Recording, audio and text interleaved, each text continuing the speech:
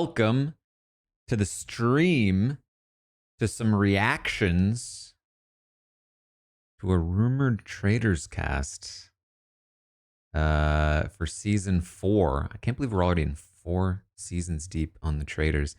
Oh boy.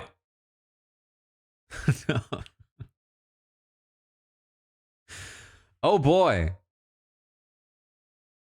We gotta talk about it. We gotta talk about this cast. This rumored cast. It is not official necessarily. But it is quite a rumored cast.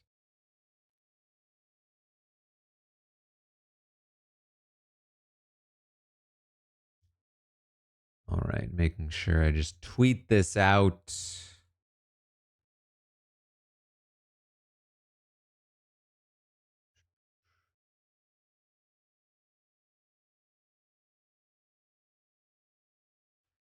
All right. So, if you haven't heard, there have been breaking rumors about the season 4 Traitors cast in the US. We have a full rumored cast list. And I want to kind of talk about thoughts, reactions, analysis on the cast. Those are kind of the things on the docket today. If you haven't already, I did just drop my Genius Game UK reaction for the finale over on YouTube. And I'm nearing the end of the Devil's Plan reactions over on Patreon as well, if you want to check that out. But let's talk about it. First of all, let's pull up. This is from a reality TV fan. This is the Traitors US season 4 rumored cast. First on the list, Rinna.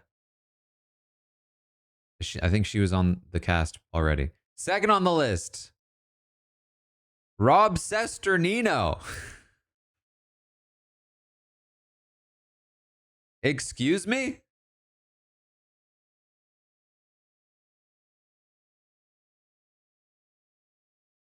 Who's this guy?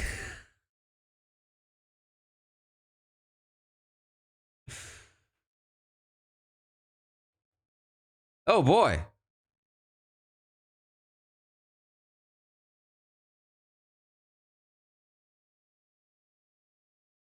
For the record, I didn't even know that Rob was in consideration for 50. I am not a guy that asks questions. I am a guy that finds out. I prefer that. Genuinely. I found out when the internet did that Rob was in consideration for 50. I was like, "Oh, look at that."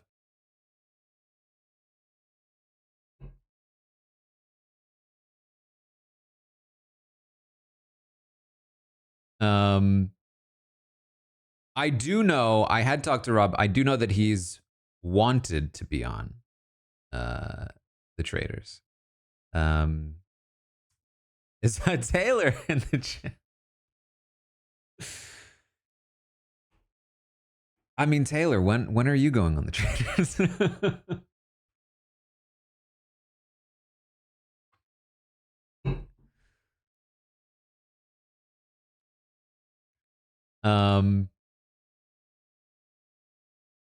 Man, wouldn't that have been cool if Taylor had also been on this rumored cast and played with Rob? Yeah, maybe Taylor, maybe this is a fake Taylor and she's actually in a cage in Scotland waiting to be rescued.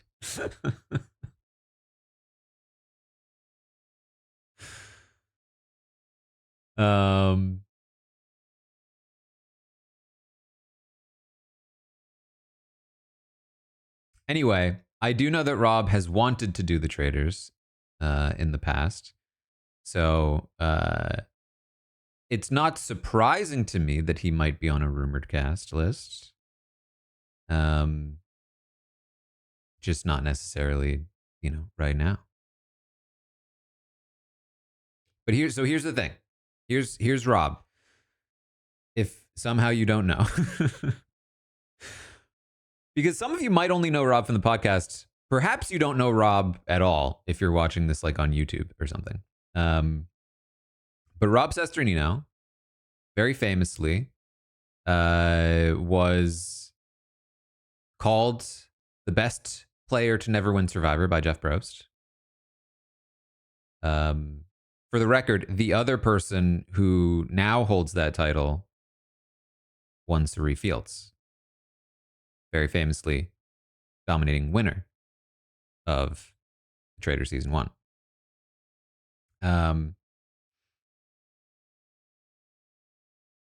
He has since started a podcasting empire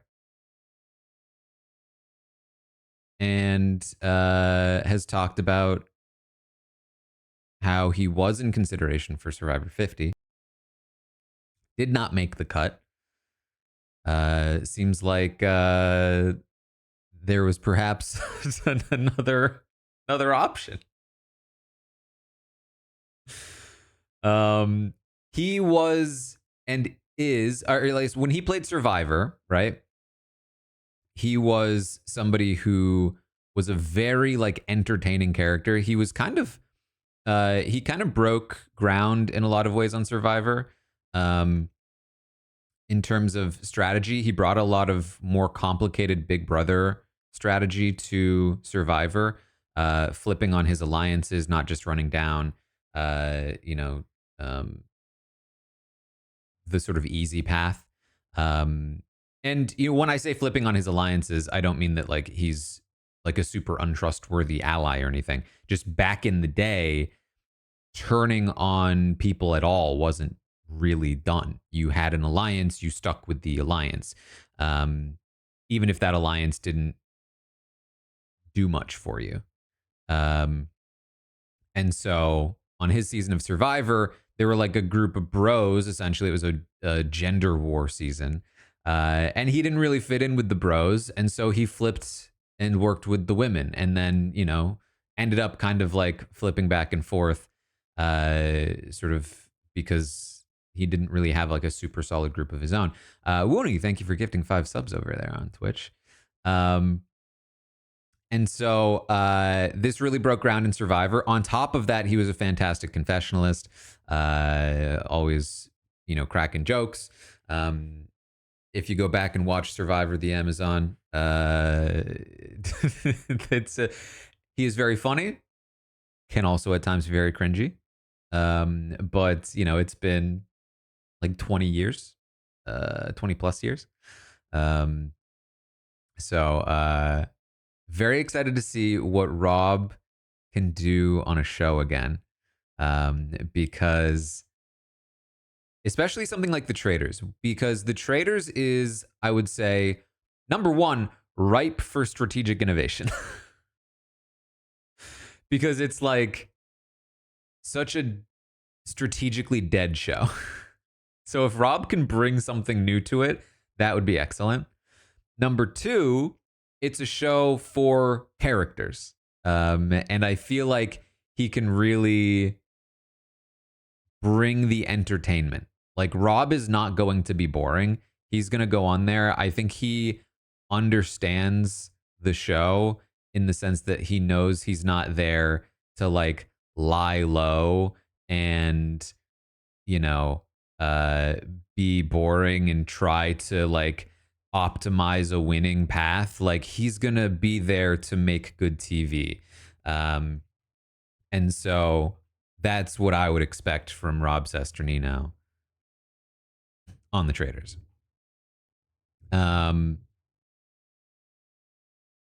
Very exciting stuff. Very exciting stuff. I don't know if so. Okay, then there's the question: will he be a traitor? I would hope so. I would like him to be a traitor.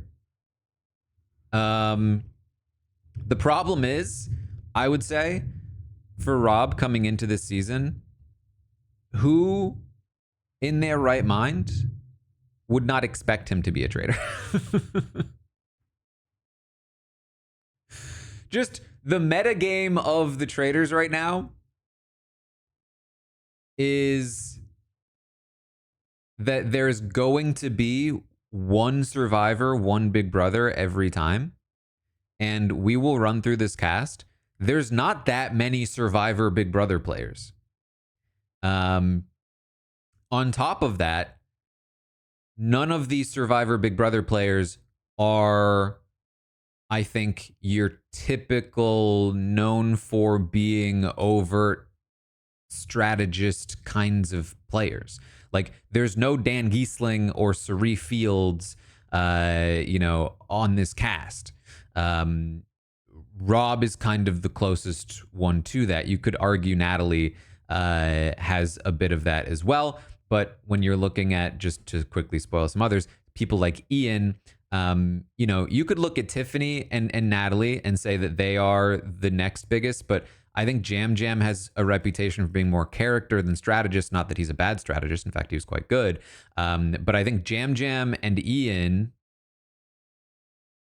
are less likely to be assumed traitors. So you have to kind of assume Tiffany, Natalie, or Rob, one of them is a traitor.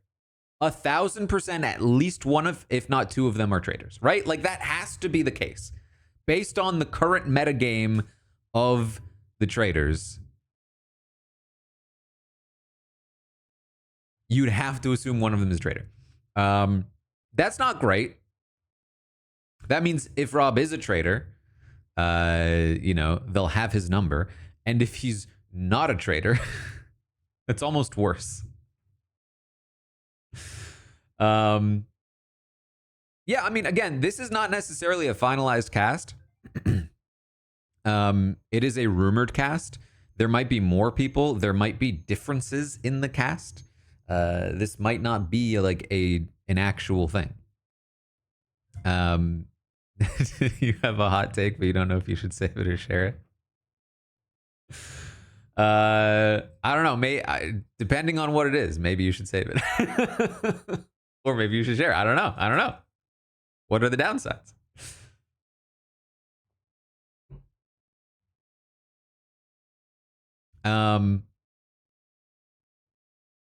Listen, if Taylor wants to chat, we certainly can. But it's entirely up there. To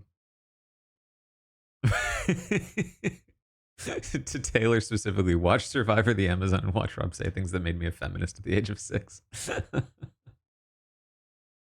That is fair. That is very fair. Anyway. No, what I'm saying, like I said, I think that Tiffany, Natalie, and Rob are the three like known strategists. I think that Ian and Jam Jam are less likely to be sort of targeted or sort of is suspected, I would say. But I think also that like with Carolyn being a traitor last time, I don't think they'll get off that scot-free. But either way, there's only like 5 of them. And you'd have to assume that at least one, if not 2, are traitors. If Rob is a traitor, you fear he'll play like Traitors era Dan. I think that's possible. But I think that Rob has a few advantages in that. You know what? I think there is genuine possibility for that, because I think that Rob I think that he will be a more entertaining faithful than he would be a traitor. I think if Rob is a traitor, he will have to tone himself down a little bit, at least at first. Whereas if he's a faithful, I think that he's going to be like all out. if that makes sense. Um, because if you're a faithful, you can die at any time and you kind of just have to go for broke. Whereas if you're a traitor, you know you've got time. And so playing a bit of a longer game makes more sense. Um, so, and yeah, and Dan saw what happened with Dan, or sorry, Rob saw what happened with Dan as well. So, you know, you'd hope that he wouldn't sort of fall into the same thing. Because like one of the big things with Dan, I think, was that he was seemingly overwhelmed with the pacing of the Traitors, being used to such a slow paced game and then going into such a high, uh, fast paced environment. Wasn't really able to play the way that he usually would. Um, whereas Rob, I think, very much knows what he's getting into. So hopefully that's a good place to be. Um, so Rob is a traitor, I think, will be fun, but I think he will play slower. I think Rob is a faithful will be just all out from go, which worries me because he might just get murdered immediately.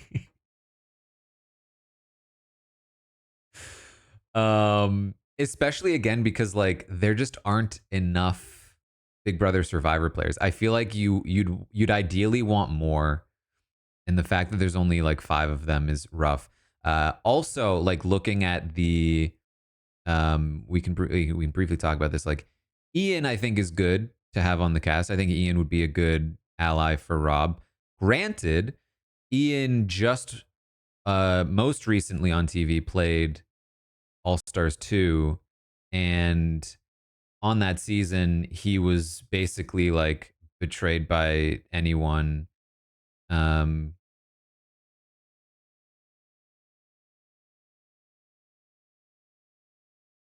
Anyone he tried to work with. So I think he'd be inclined to work with Rob, but like there might be a part of him that's like paranoid. Tiffany, I think, would be an ally for Rob. She, I think, like is closer to me than she is to Rob. I don't know that she's interacted a ton with Rob. Um, but I feel like Rob is the kind of player that Tiffany would gravitate toward. Um,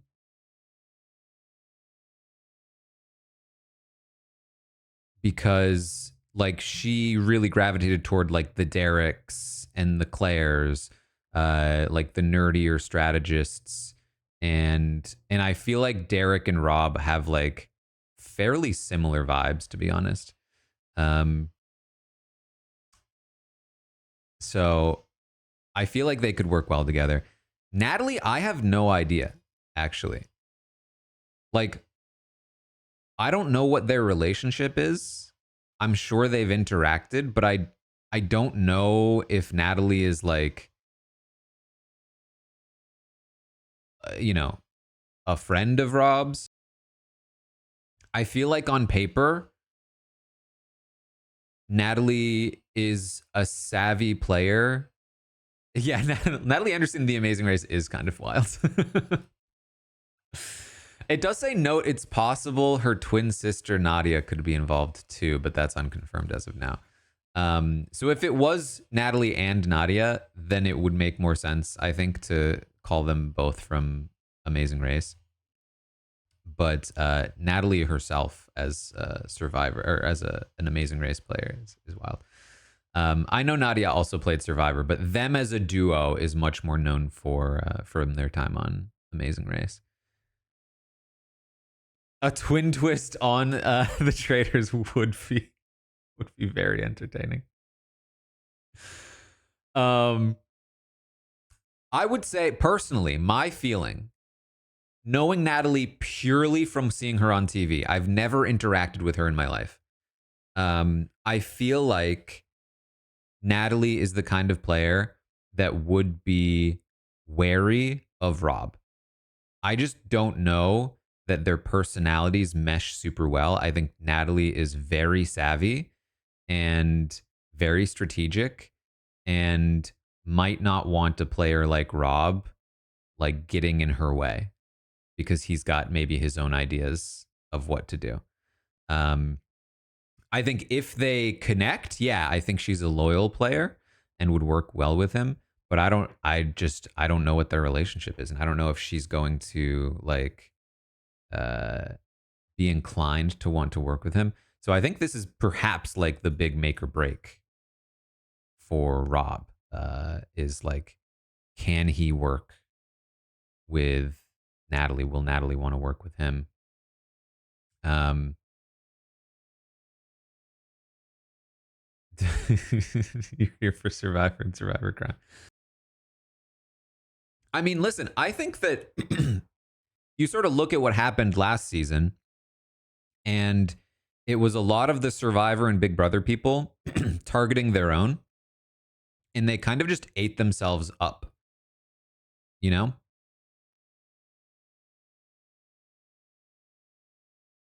And then in the end, none of them won. It was a bunch of like randoms that won the game. I would assume if any of these people saw the previous season, they'd want to avoid that from happening. They'd want to prevent that from happening, I should say. And you'd be inclined, I think, to work together. Because, like, why? There's, I think, a lot of reason beyond just like loyalty to show for to do so. Because, like I said, the meta is that one of these people or more are traitors. And so what we saw happen is even if you had solid allies in the cast, if you start to narrow down, like all the survivors are gone except for Boston, Rob, and Carolyn, then one of Boston, Rob, or Carolyn are going to be voted out. At like they're never going to let both of them get to the finals, if any of them. And then same thing with Brittany and Danielle. So the more of you there are, the more power you have to survive votes, and the better chance you have to sort of like make an end game run, especially like in the end game, where you stop revealing who's a traitor. Like now all of a sudden, you know, if you're Jam and you're a traitor, you can get like, if they're looking for survivor blood, they can take out Natalie and be like, yeah, we're sure Natalie was a traitor, and then, you know, you survive. Whereas if they vote out Natalie earlier and she's revealed to be a faithful, then it's like, oh, well, Jam's definitely a traitor then.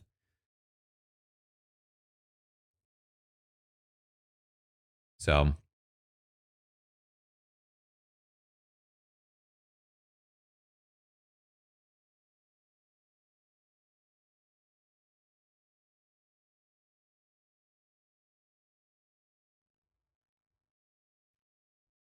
um,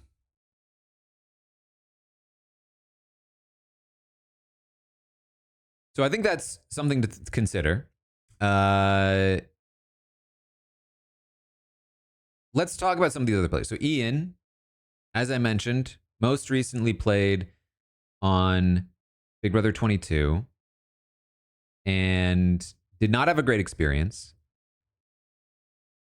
Had this strategy. So basically, Ian on his first season played with Dan Giesling, who you might know, and kind of spent the season being manipulated by Dan for much of it. Sort of directed in different directions. He actually also played with Brittany, if you know Brittany. If I'm talking to the non-Big Brother people here, he played with Brittany on that same season, and was first working closely with Brittany. But then Dan kind of sniped Brittany out of the game and picked Ian up as his as sort of like a person to control. But Ian dominated endgame competitions. He was like immune for most of the second half of the game because he's really good at like the quizzes and the puzzles, which the game used to be like back in season 14. So he came into Big Brother 22 and basically had this the strategy of I need to just lie low and survive until the second half of the game, and then I can start to run competitions again. Unfortunately for him, the game had changed since he had originally played, and he ended up not being able to win those competitions. They're much more physical nowadays.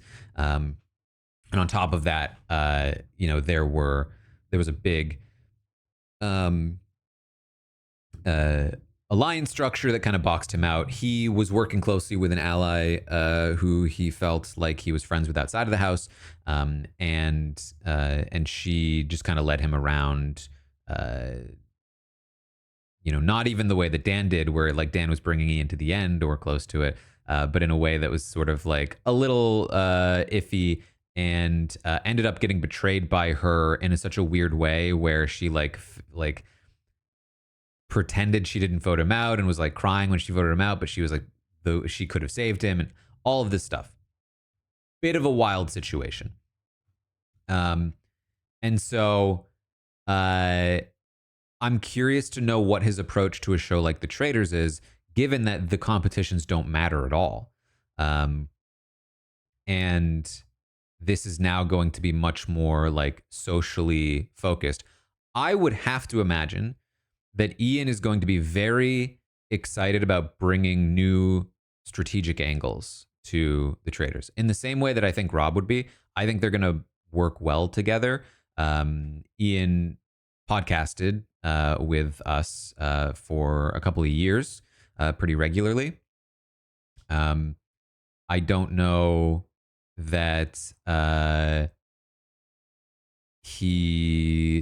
I don't know that he's been like in communication with Rob much since then, but like I have to imagine they're still on pretty friendly terms.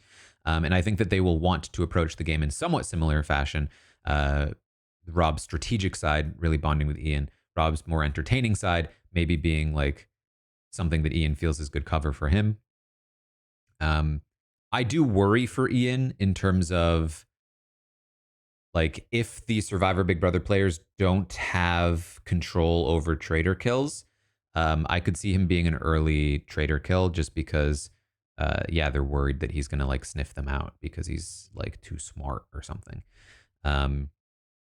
So, Tiffany, very famously the mastermind behind the Cookout Alliance in season 23 of Big Brother. She is very smart, very social, and I think will be, I have to imagine, a top candidate for a traitor. Which is, again, it's just so obvious. It feels like every season it's so obvious. And then somehow it can sometimes work out for a while. It's like, I'll never get over that Dan was even able to survive a single round table, let alone like 5. Because in what world is Dan not a traitor? But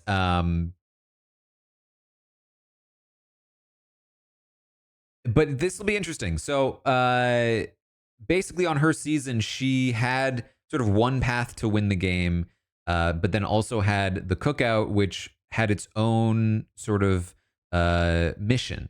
And that path for her was not as good. She chose the not as good path, and then ended up losing out in the end, much to the dismay of many of her fans. I think she's been on the challenge a few times now, and I don't know that that's gone super well for her. But obviously, like, challenges aren't exactly her strong suit. If they were, she would have had a better time at the end of Big Brother. But that doesn't matter in the Traitors because the competitions don't matter at all. She, I think, is somebody that will. I feel like we haven't talked about any of these people. I feel like she'll fit in with like the Housewives. I feel like she has that gear. I feel like, unlike most of the Survivor Big Brother players, maybe Jam Jam could. I feel like Rob, Ian, and Natalie might struggle to fit in with the Housewives and other kinds of players. Rob, I think actually could do pretty well at it, but it depends on like what his gear is. Tiffany, I feel like could uh, could make that work, and um, and that could be super valuable for her if she decides to use it. Like I said, I feel like her connection to Rob is sort of not super strong. Um, I think I don't even know if they've podcasted together at all or even talked or interacted. Um, if you created someone to lab to thrive and trade, you get Tiffany. I agree. I mean, I think that like I think the problem is for Tiffany that it's season 4 and not season 1 or 2. And I think that like if anybody knows the meta of this game at all, they'll be looking at her in a way that I mean they should be. They just should be looking at her in a way that is skeptical. Tiffany's maybe the only person on this cast that might actually benefit from like cutting all of the other Survivor Big Brother players.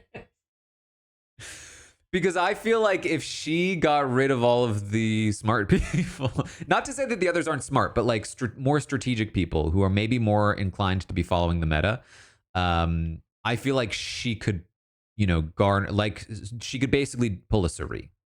Um, but the problem is I just don't know that you survive doing that. I just don't think you can do it.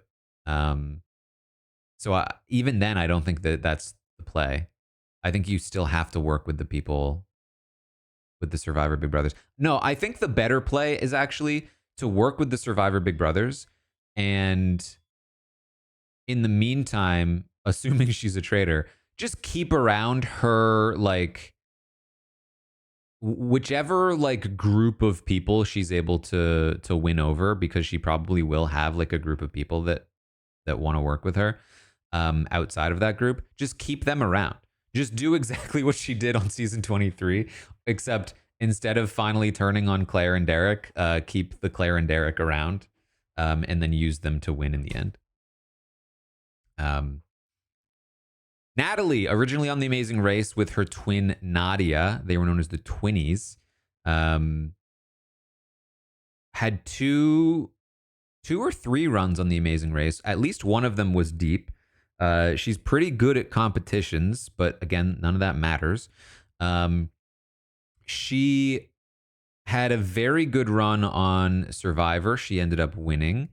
And then in Winners at War, ended up coming back from Edge of Extinction. But I think she was voted out fairly early, wasn't she?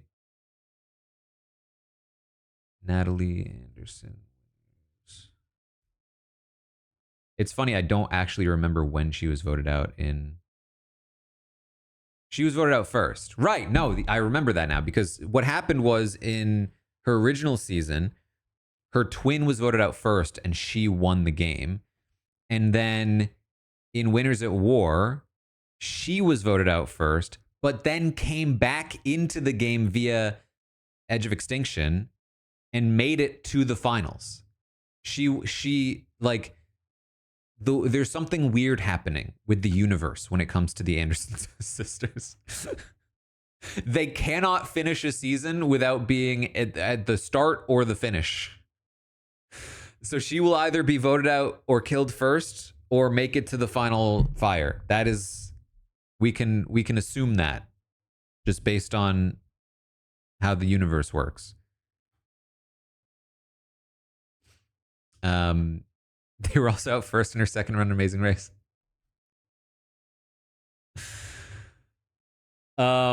Yes, so there's a note that her sister could be involved. I actually think that would be bad for her. I think it would put a target on her back. But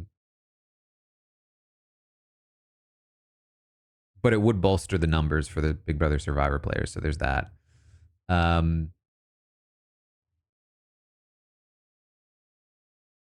Basically, she had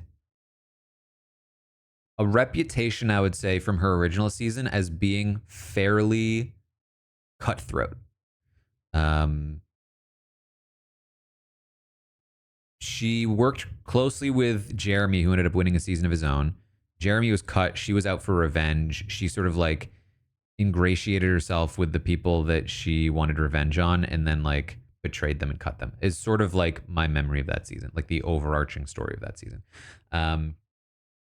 And then it went on to win the game.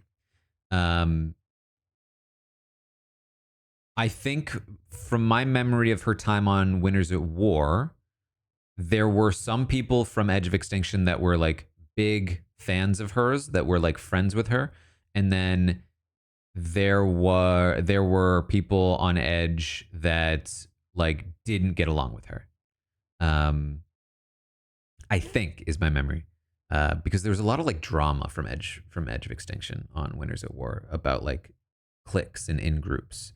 And so there were like a group of people that did vote for her in the end that were like fans. I believe Tyson was one of them, which would be a good sign for Rob. And then there was like another group that like was not a fan of Natalie. So yeah, my biggest thing is like, how does she get along with the non-gamers? Because I feel like she's somebody that gets along with gamers. She's like highly competitive, and like, how does she do with the more character? She did well on her original season with characters, so yeah, I don't know. And then we have Jam Jam, who I would assume has a good relationship with Rob. They've interacted plenty. I think that Jam Jam is, from my memory of his season on Survivor, he was like a fairly loyal ally. I think he did end up trying to betray Carolyn a few times. But that's Carolyn. Like, does he? I don't think he tried to betray Carson, did he? Like, super actively. I mean, he ended up betraying Carson, right? But I think he was more focused on betraying Carolyn for a while, despite the fact that Carson was theoretically a bigger threat. Um, and I think that, yeah, he wanted to go to the end with Carson, right? Right, yeah, I'm remembering now because, and that was my biggest issue with Jam Jam's game actually, was that he seemed to want to go to the end with Carson instead of Carolyn, which seemed more of a personality conflict than a strategic decision. Because Carson seemed like a bigger end game threat, final tribal threat than Carolyn did. And so that I think is a good sign in terms of his loyalty to potentially this group if they do work together, but hopefully to Rob, you know. I think Jam Jam would be, quite frankly, I think Jam Jam would be a more fun and entertaining traitor than Natalie. I think Natalie would be a good traitor, but like Natalie is already such a cutthroat player that you almost don't need it. Whereas Jam Jam as a traitor, I think would be very fun. He'd be very fun in that turret. So I'm curious to see. So the thing about Jam Jam is that I think on the surface, he seems like more of a character than a strategist. However, he is actually a strategist. Also, like you can't let his sort of like big smile and sort of like boisterous personality fool you. In a similar way that like Carolyn is also a strategist. You know, past her sort of the impression she gives off, he gives off a very different impression, but also is sort of like a strategist on the inside. So quite a crew. They're all five of these people are like strategists at heart. So I think that's very interesting. All right, let's then. I'm gonna maybe lean on the chat here for some of the other cast members. We have Donna Kelsey, who is Travis and Jason Kelsey's mom. I believe Travis Kelsey is the partner of Taylor Swift. So we are like, you know, how many Kevin Bacons away are we? Yes, Travis is famous on his own right because he's an NFL player.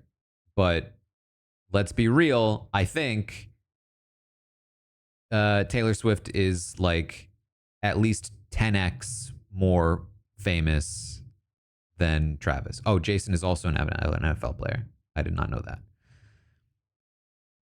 I thought they were just being nice to Jason because they didn't want to be like, and also there's another brother.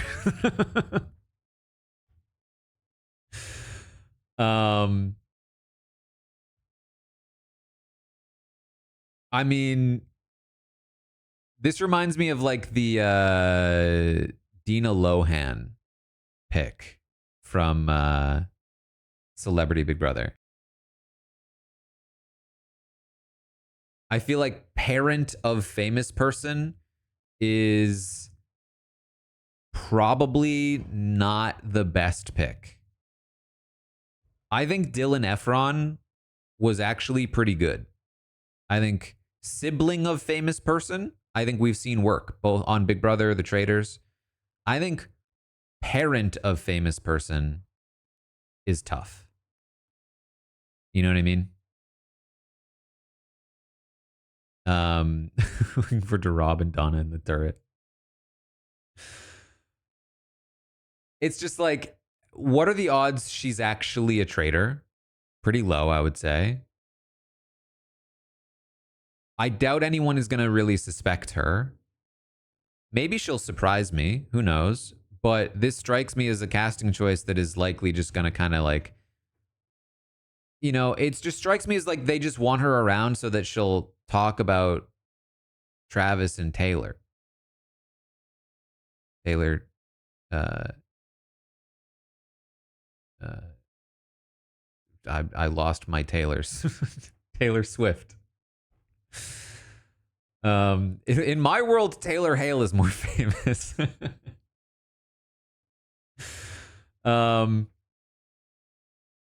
So yeah, unless there's anything else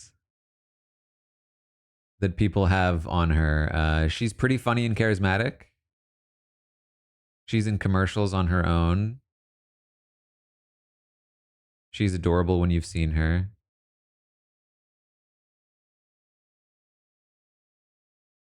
Okay. I'll keep my hopes up. This is, yeah, my Taylor opinions are my own. They do not reflect the opinions of any other Taylors. Then we have Monet Exchange from Drag Race. I feel like the Drag Race picks have not disappointed ever on the Traitors. So I'm assuming that she'll be great. And that she'll be a traitor. Right? I mean, come on. There's no Drag Race. There's a Survivor Big Brother. And maybe there's a Housewife. Right? Like that's...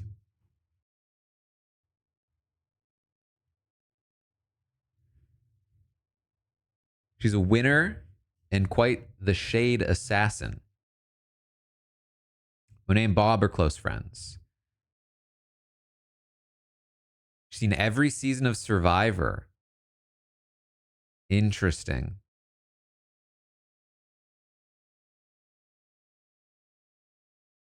You know what? I mean, I think that if Monet is interested in playing with the Big Brother survivors, I think they'd have her. I think Rob would love to play with Monet. I think that if Monet is like looking at the game strategically, which it sounds like she would be, which I think most of the Drag Race players have, I think she'd be a great fit into that crew, especially considering that she's likely to be a traitor.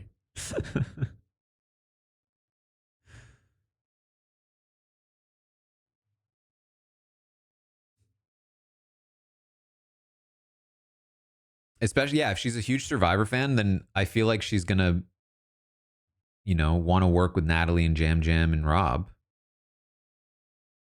Because why not? It's just a question of um, I mean, I guess if you're Monet and you just watched your friend Bob play, and Bob was just kind of chilling, and then got randomly targeted by Boston Rob, and now you're working with another Rob. You might be a little fearful of the Survivor Big Brother players. You might be a little bit wary of them based on what happened last time. Um, so that might be a concern. But I think, based on what I'm hearing, I think what I'd be looking for is Monet to work with the Big Brother Survivor players. Then we have Colton Underwood, whose name I recognize, but otherwise have no idea who he is. He is from Bachelor Nation. Bachelor Nation. That's not an actual show, though. He was on The Bachelor and then probably also on the Bachelor sideshow, or the what is it? What is it called?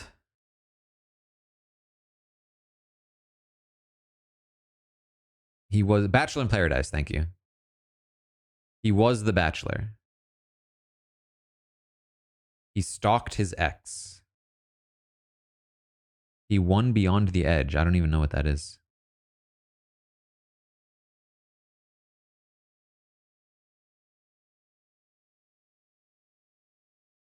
The Bachelor Cinematic Universe.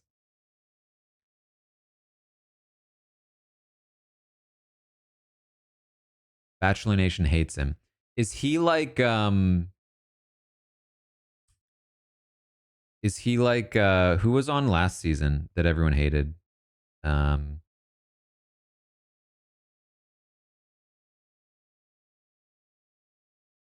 Wasn't he from the Bachelor franchise? Tom Sandoval.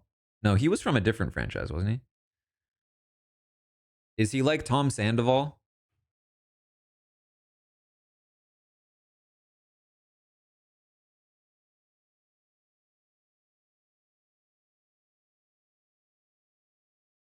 No. Because Tom Sandoval just like cheated on a person, whereas this guy maybe did some more serious stuff. Put a tracking device on her car. I have to watch the fence jump. All right. Let me see if I can watch the fence jump. Colton Underwood fence jump.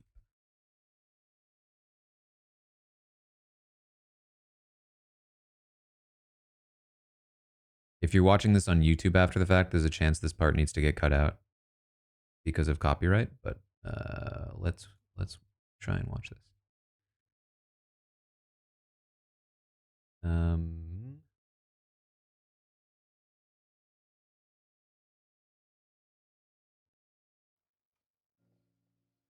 Can you hear this? You can't hear this. I'm done with this. Oh, you can hear this.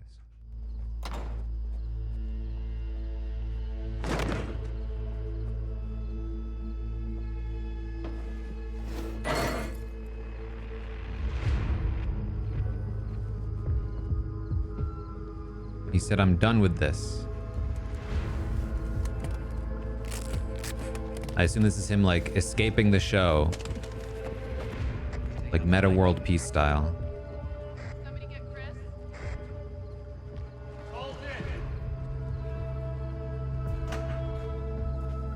Colton! This is the host.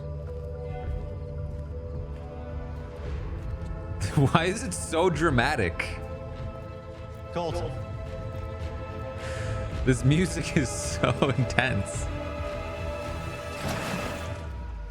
He just jumped the fence. Is there a button that opens a gate? Open the fence, guys. Open the fence.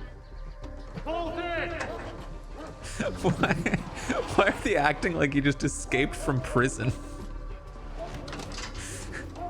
Guys, I didn't know he had fence jumping technology. Can somebody get this fixed? Colton! They have dogs hunting him. There's dogs barking down here. Colton! What is this? What is this I have no hunt? idea where he went. Colton! He hopped the fence and took off. I didn't see which way he went. Colton! Colton! We're out in the middle of nowhere. Oh, that's something to note too. I guess is the Any I idea guess where he the is? isn't the house for the house for the bachelors kind of like in the middle of nowhere. He is gone. That was wild.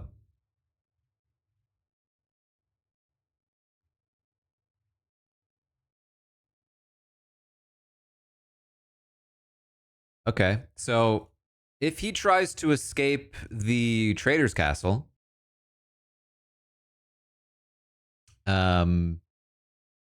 I feel like he'll have an even harder time.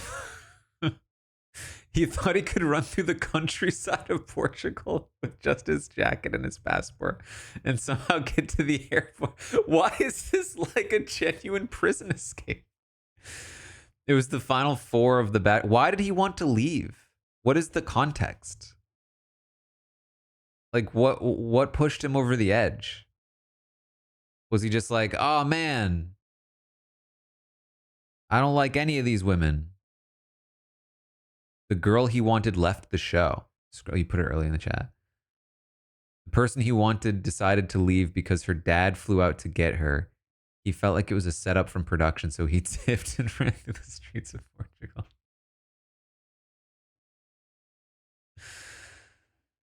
Oh boy.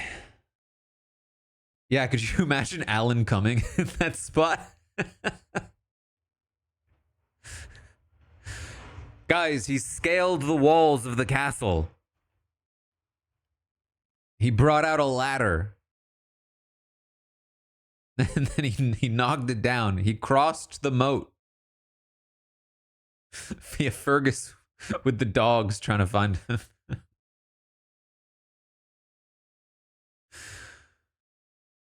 Oh, okay. Hear me out. One of the challenges this season is, Colton's gone missing. It's up to you guys to decipher the clues to find him.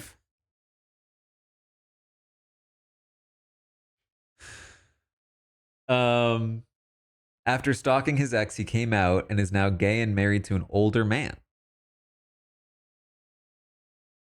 Well, geez. Well, I have to imagine. I feel like now again, I'm not up on the gossip here. I knew nothing of Tom Sandoval prior to the Traitors. I know nothing of what has happened to him since. Based on what I discovered on the Traitors, is that basically he cheated on somebody. People didn't like him because of that.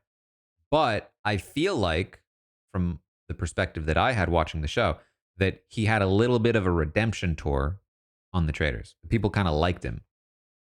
That he was fun to hate and make fun of.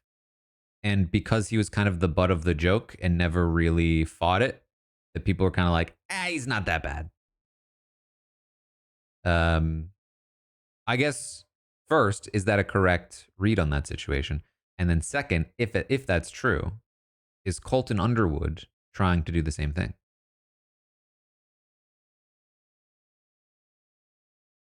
Does he think perhaps that this is an attempt at redemption on the Traitors? One more clip. Look up Colton Billy Eichner, first gay bachelor. Okay. We'll do one more.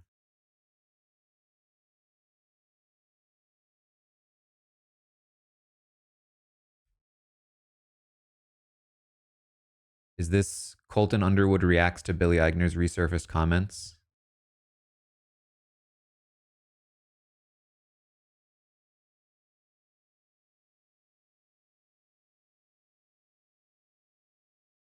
No, not a reaction video. Billy Eichner jokes Colton Underwood could be the first gay bachelor.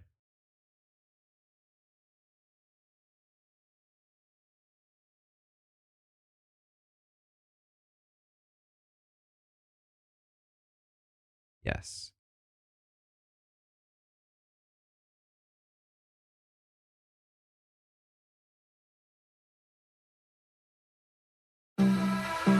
Oh, wow, that's loud.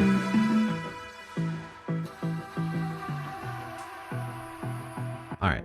Wasn't afraid. This is not correct. Sorry, this is an AI video.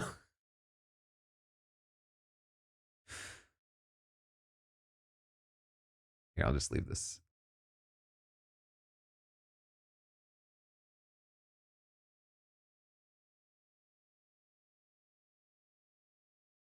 This is the first one that popped up. Then there's this one, this viral video of Colton Underwood. This is also just like a recap of it, though.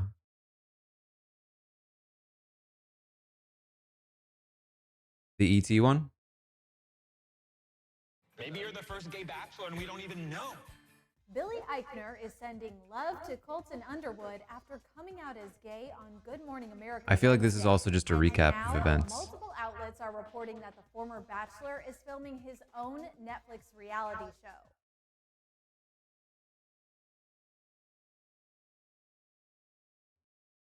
I feel like YouTube sucks sometimes.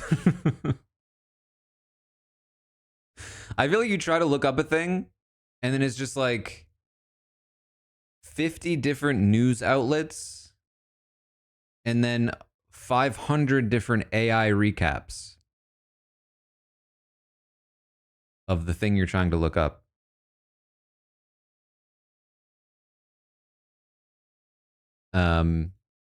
Anyway,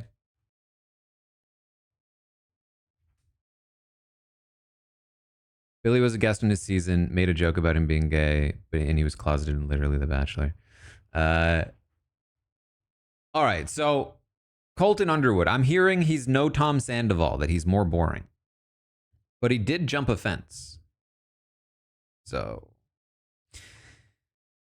Then we have Mark Ballas from Dancing with the Stars. I don't know why he looks familiar. I've never watched Dancing with the Stars, though. Is he from anything else?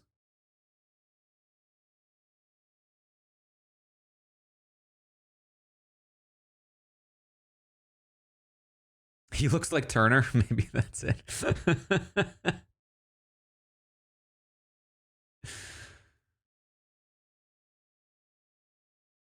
You're excited about Mark Ballas. He's got a real personality, doesn't back down from a fight, wildly talented in all forms of music, has been on Broadway, Kinky Boots, Jersey Boys.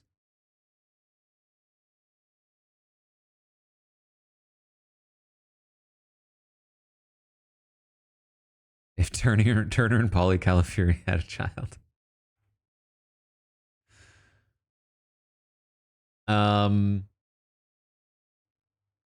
Okay. Would you say that he is more strategist or more personality? Those that know him. Probably the best male pro dancer on Dancing with the Stars ever.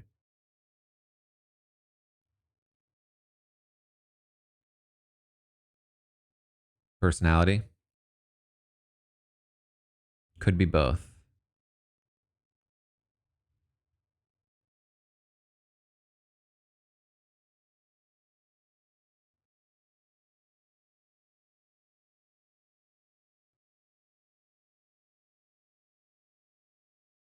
Why are people saying Derek says hi?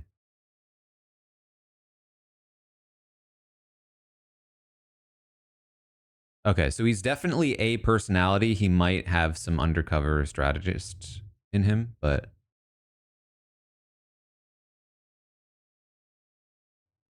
leaning personality. And very talented, apparently. Guesses he'll do his Traitors homework. Sometimes, this is the thing. Sometimes really talented people are really bad at everything other than the thing they're talented at because they just only focus on the one thing. And they're so good at it, but it meant they weren't able to focus on anything else. And then some people who are really talented at one thing are just good at everything. So they put that level of effort into like everything they do.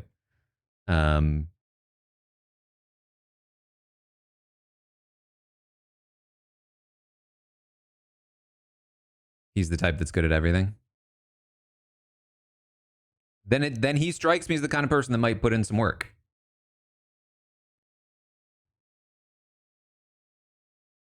And might do well here. All right. Then we have Lisa Rinna, Real Housewives. Lisa Rinna is great casting, a real flamethrower. The 4 Housewives this season are 10 times more exciting than last season's.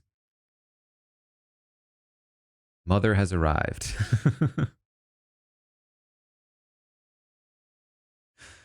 Rinna's gonna be the best, be a mess in the best way.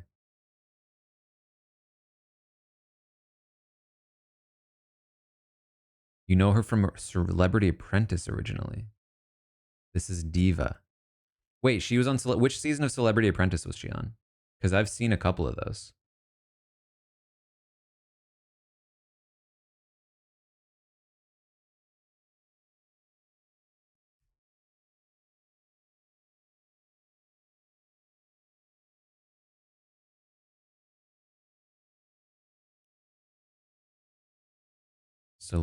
Season 4 of Celebrity Apprentice, which also had the likes of Meatloaf, LaToya Jackson, Gary Busey, Richard Hatch. Wait, I might have seen the one with Richard Hatch. It was so long ago, though.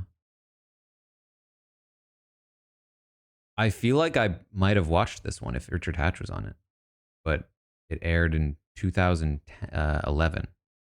So I don't remember really anything that happened in it. I remember Gary Busey on the Celebrity Apprentice, but I feel like he was on like every season of that show. At least that. Oh, Mark McGrath was also in that season.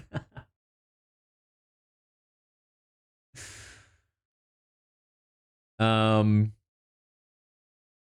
winner of that season, I do not recognize at all.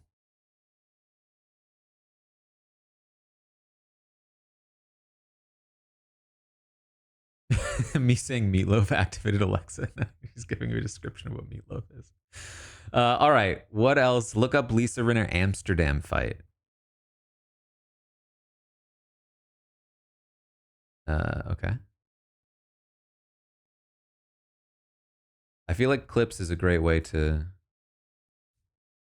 Amsterdam. Kim Richards versus Lisa Rinna. Amsterdam dinner from hell. It's emotional to me. Oh no. It's emotional. Stop. It's okay. It's all good. Why is it emotional? It's so long ago, but I lost my sister. This is her? When I was 6, up to a drug overdose and alcohol. My sister I'm so nervous died about of how this is a starting. Seconal and alcohol overdose. And she was 21. So I have really deep-rooted issues about people dying from alcohol and drug overdoses. It's in my DNA. It's in my... I can tell just from the way she's talking that something happens I didn't here. really process it. So I'm so terrified of my own children and everyone, you know. If I ever come across too strong about anything. Oh, this is a long clip. I definitely have Should I fast forward a little? you know, a fear of it, an Achilles heel, and it you know, I'm sorry if I've ever, you know, gotten into your business. Every I second never is meant worth to. it. I only wanted to play it out. Wait, hold on. What? I never meant to. I only wanted to. A fear of it, an Achilles heel, and it you know, I'm sorry if I've ever, you know, gotten into your business. I never meant to. I only wanted to play it out. Gotten into your business? Yes, you have. And we've discussed that. I only meant to help. Lisa, I have been sober for 3 years. And in 3 years, my friends right here and my family have not ever seen me like that in 3 years. But I saw you like that. I said that night I had taken something for pain, and it obviously didn't work for me. And let me finish. And I said that. It didn't react to me. The next day, I ended up in the hospital for a week. If any I feel like I'm missing some context here, but had seen that more than once in 3 years, my friends, my sister would have come to me, and they would have been concerned. You have gone around to everybody. okay. My guess is she was like, not her. She was like really out of it, and then Lisa was like concerned, and showed some concern about her use of substances. And she took offense to that, and she is now saying, if I had a substance problem, then the people around me would know about it. Lisa was talking smack behind her back, but pretending it was concern. Oh. Concerned. You have gone around to everybody and talked to them. How do you know and you too. Don't point your finger at me. So it was kind of a like, ooh, look at her situation. And then when she got caught, she was kind of like, well, I was just concerned.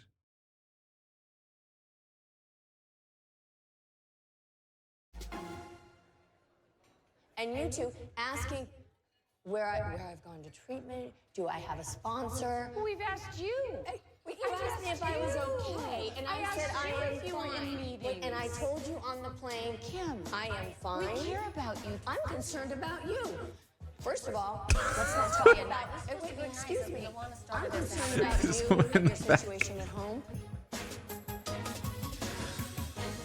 You want to bring out my stuff? Let's talk about your home. Oh, no. Excuse me, I'm not talking to you. I'm talking to you. Excuse me, shame on you. About it. I'm not talking to you. And I'm shut your f***ing mouth. I've had enough of you, you beast. Beast? Yeah. How dare you? You came into my home. And I apologize. How dare you? Actually, you didn't. I don't like you.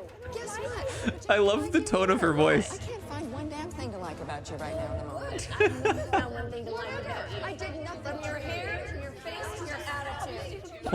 How did this Where happen? this hatred is coming from. It's pure evil.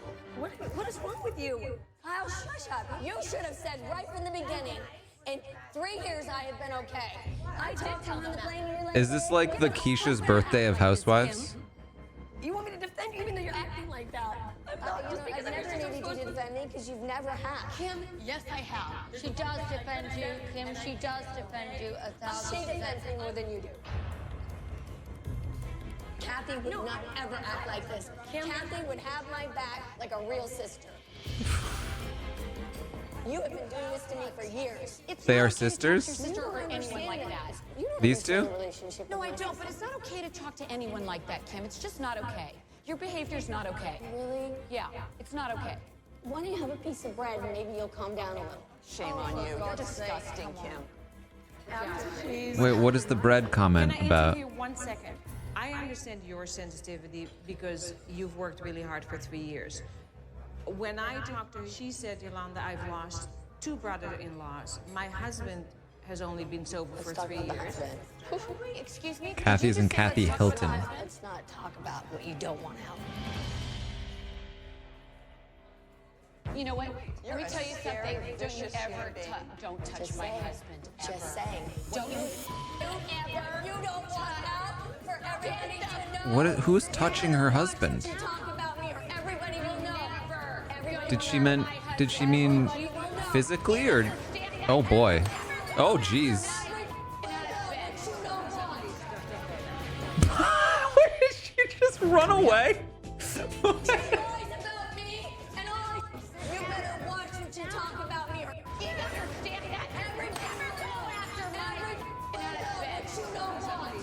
What is that?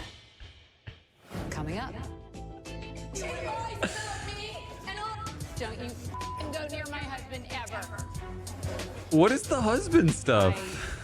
And lost my marbles. What the does Kim Richards know? What does she know about Harry? What did he do? She doesn't even know my husband. What? I'm sorry, but she can't lie about me, or I'll tell something that is true. It's okay. I know you came from a good place. I know. Please, don't cry, please. Go after your new friend, Kyle. Oh, Kim, stop. How can I defend your behavior when you act like this? What are you talking about? She lies about me, and all I said was I was going to tell the truth about her life. You want me to defend you? She's lying about me. Indefensible. She's lying about me. Oh jeez. Hold on, I need to see what she said about her husband. Disgusting, Kim. Please. Can I interfere 1 second? I understand your sensitivity because you've worked really hard for 3 years. When I talked to her, she said, Yolanda, I've lost 2 brother-in-laws. My husband has only been sober for 3 years. Excuse me? Did you just That's say what she just said. Let's talk about the husband. That's it. She hinted that she knew something. Okay.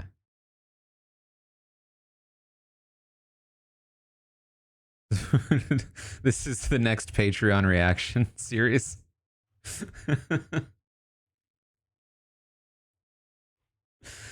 I mean, listen, it'll enhance the Traitors viewing experience.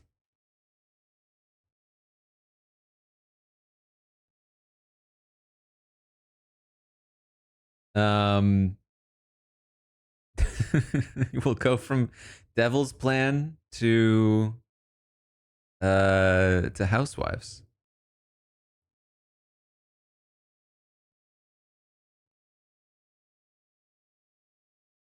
All right. Lisa Rinna. We now know a bit more about her. There's also Candace Dillard Bassett.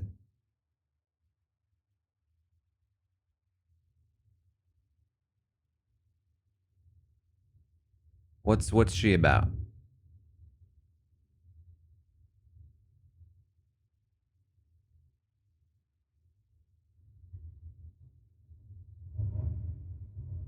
Candace is a lot.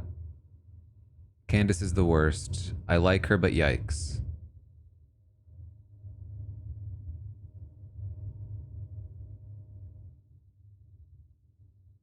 She's very smart. She's a lethal mouth.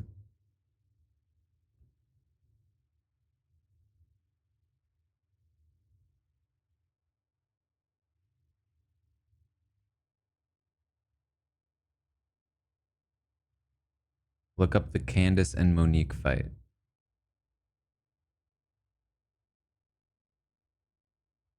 She loves the show. She's a big reality TV girly.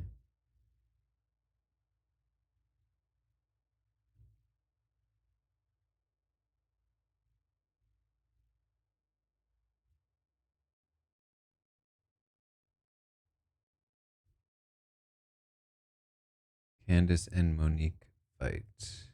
You gonna drag me? You gonna This drag one? me too? Do you want me to? Do you want me to? Do you want me to? Do you want me to?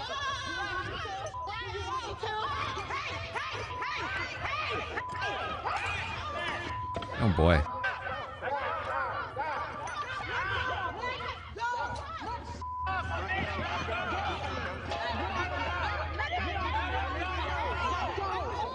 I feel like fight with no context isn't as fun. I need to know why they're fighting.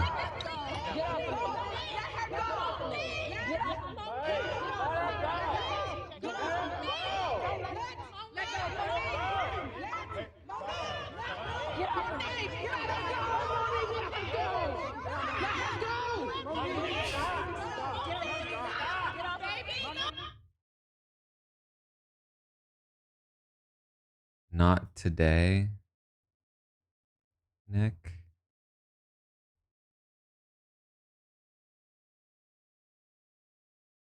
Not today, Satan. Not today, neck.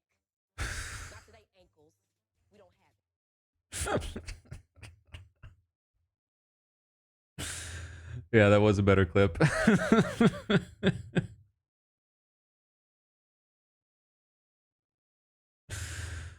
uh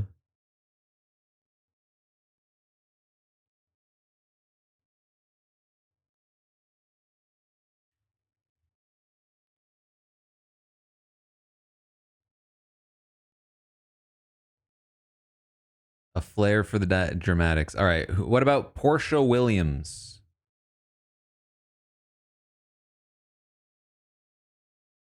Big personality, she will not know how to play the game.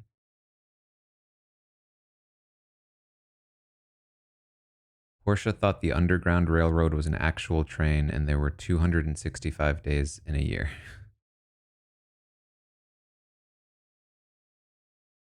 A scammer queen? Look up Underground Railroad Portia. I might have just got spoiled.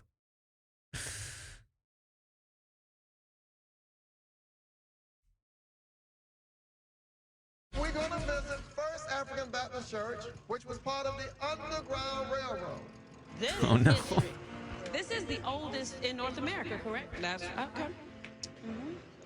Oh, wow.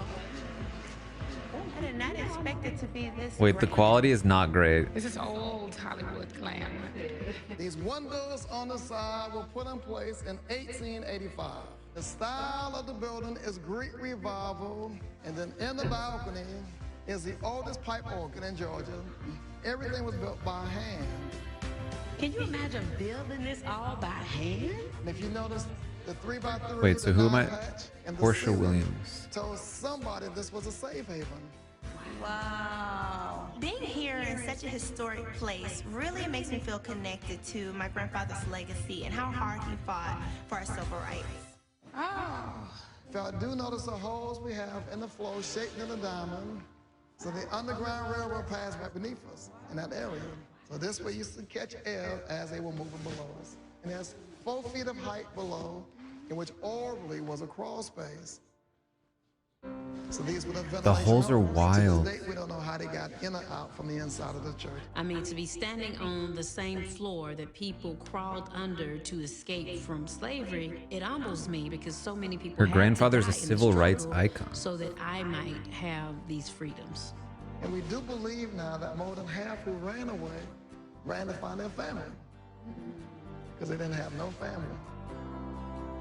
And those are our ancestors. So that's why I feel I feel a sense of loss because we can't go back and find out exactly where we came from. And we were just marching for the right to vote 48 years ago.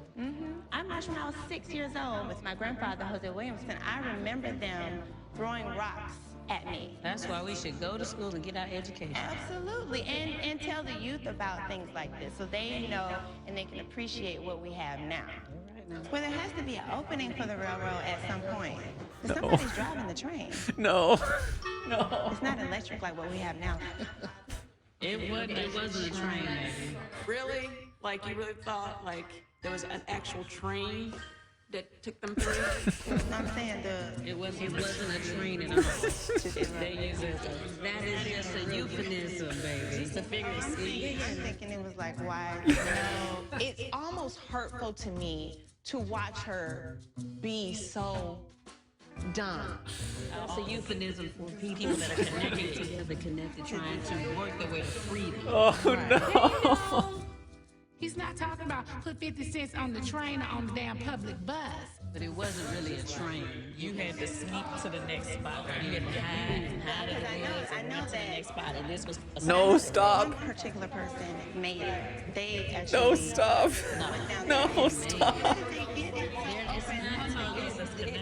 Her grandfather, Hosea Williams, just rolled over in his grave. It's not a real train. No, I'm saying like, how did they No. even get through there in the first place? Portia, it's not a real train. It's not a real railroad. What was you in history school? Okay. Yeah, she strikes me. Oh, I shouldn't have quit out of YouTube. She strikes me as the kind of person that might uh sort of like have a theory on a traitor and just be completely wrong but not back off of it. All right. Then we have Maura Higgins from Love Island.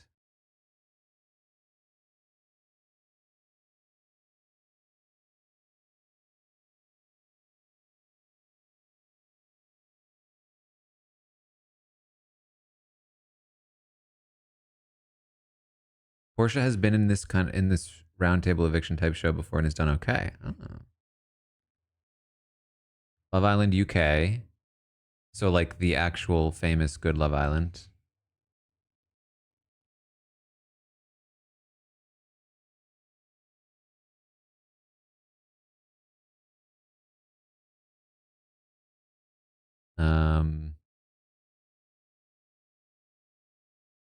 Somebody said to look up a clip, but I lost it.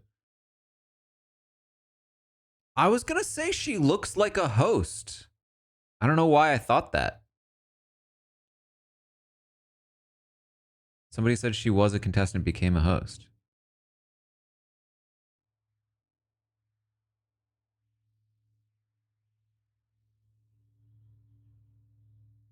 I think just like this photo looks like a host photo, not a contestant photo. Iconic pipeline, yeah.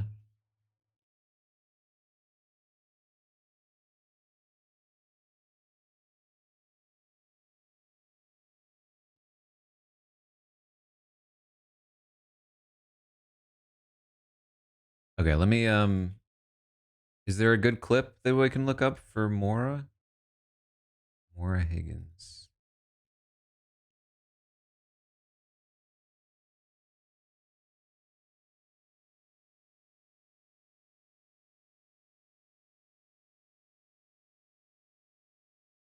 Maura, Tom and Maura have a huge argument. Thinking it, but it'll be interesting. It'll be interesting to see if she is all mouth or not. There we go. Oh, that was. Oh. I think she heard it. Is this her? What did you just say to them? No, why? What did you just say? Just then. Yeah. Be interested to see if you're all mouth or not. You joking? Why? That's a comment. Yeah. Off.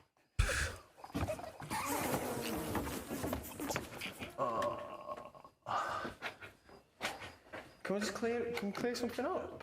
I feel like that was miscommunication. Miscommunication? You said what you said. No, they asked Yes, me. you did. Wait, no, you said it.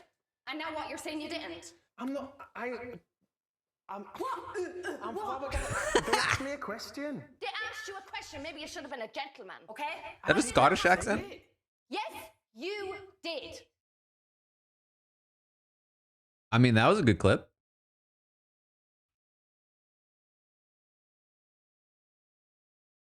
I like that. I mean, like, I feel like she will not just be run over. She's Irish accent. That does make more sense.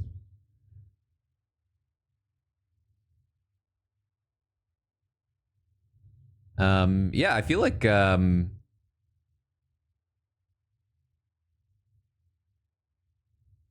that's promising because I feel like there are going to be people that like if you're not like a strategist, they'll think, oh, we can just kind of like she strikes me as the kind of person, if you try to frame her, she will be like, screw you. All right, Eric Nam, K-pop singer. Eric probably isn't going to be super strategic, but he definitely gives off a very social, likable, faithful vibe. He's friends with like every K-pop idol and is known for more of his talk shows and podcasts than his music.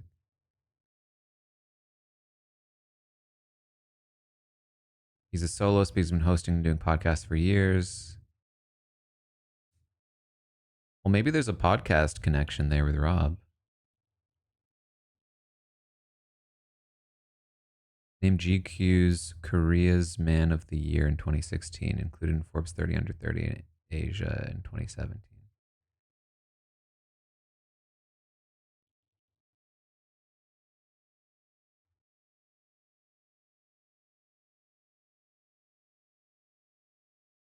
I'm assuming there's not like an easy clip for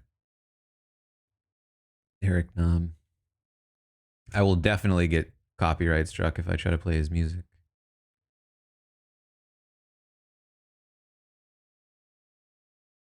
He's a mental health advocate. He seems too good for this show.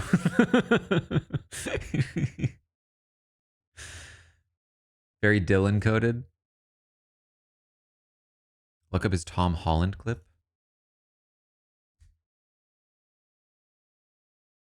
This one? Oh, that's 28 minutes long.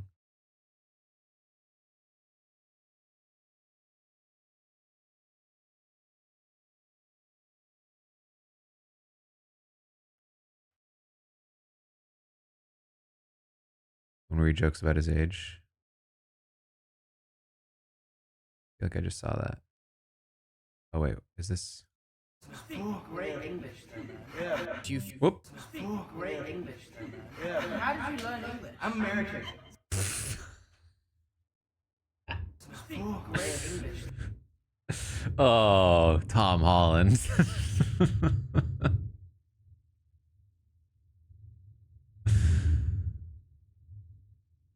There are two clips that give off the same energy. I'm 26. Wait, I don't American know. age, I'm 92. No, you're 26. I'm 26. I'm 30. Oh, you're 4 years older than me? You old, bro. I didn't know you were that old. Oh, damn! Yeah, I'm old, y'all. He's just too old. Whoa! He just needs sleep. You know he's younger than me. Oh. You're old, Eric. Oh! Next year, I'm 29. I'm 19, so whatever, dude. You're 19? I'm 19. Cheers to that. This is too many cuts. This is too many cuts. I can't follow. I'm not made for shorts.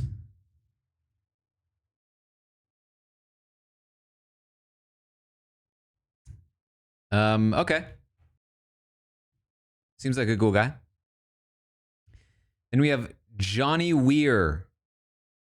Weir? Johnny Weir. That's what I want to say.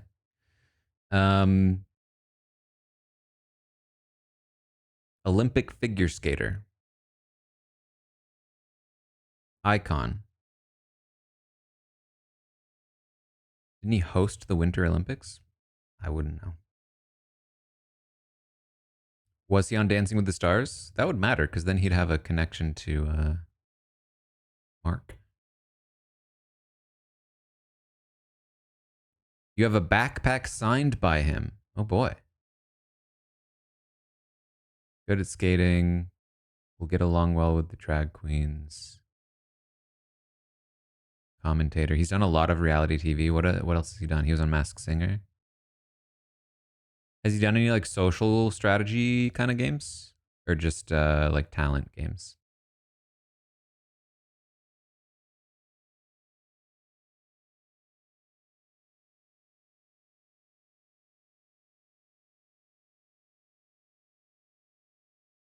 Cooking shows?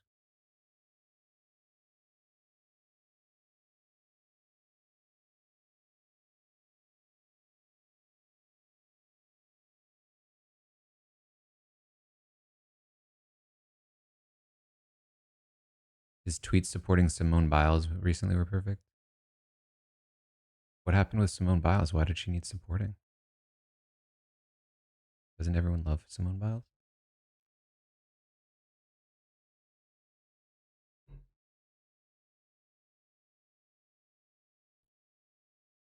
Oh, no, I did see that. Yeah, she spoke out in defense of trans athletes.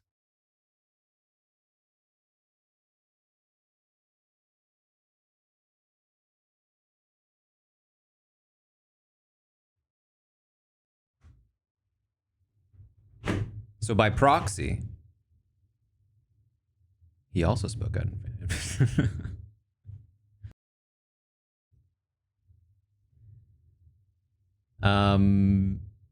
okay. So no, like, not a lot of like comparables. Probably more personality than strategist, but... Or is that wrong? I feel like athletes are usually more personality. Although, quite frankly, athletes are not always personalities. Athletes are sometimes neither in these shows. But he's like an athlete and a personality. So I think that's a good combo. Because he does like commentating and stuff.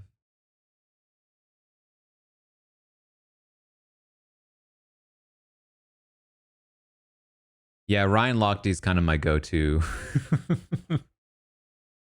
when I was talking about athletes who are really good at one thing, I was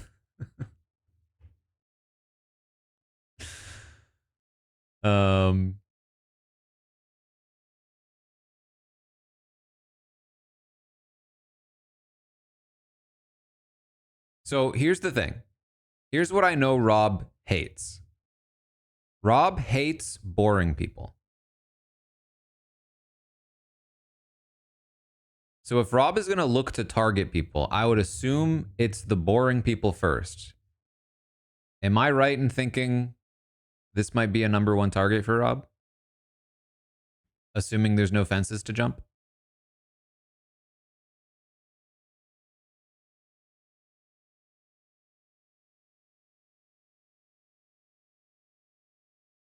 Eric is nice, but maybe boring. That's concerning.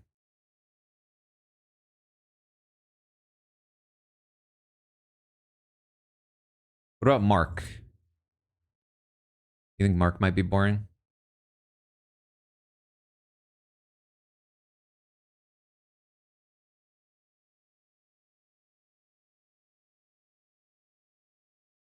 Like, I feel like Ivor would have been a top target for Rob last season. You know what I mean?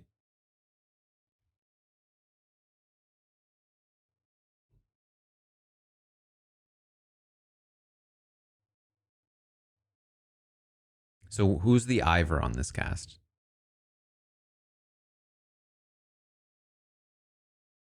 I will say there are 3 housewives. That's the biggest block that's not Big Brother Survivor. I feel like you often see the housewives go to war sort of for that reason.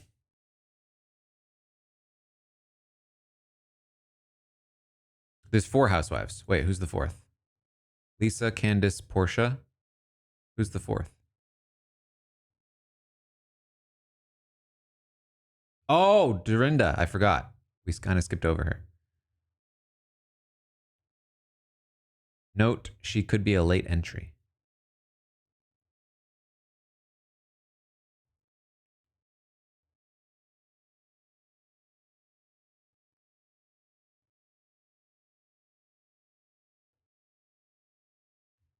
I guess, honestly, while we're at it,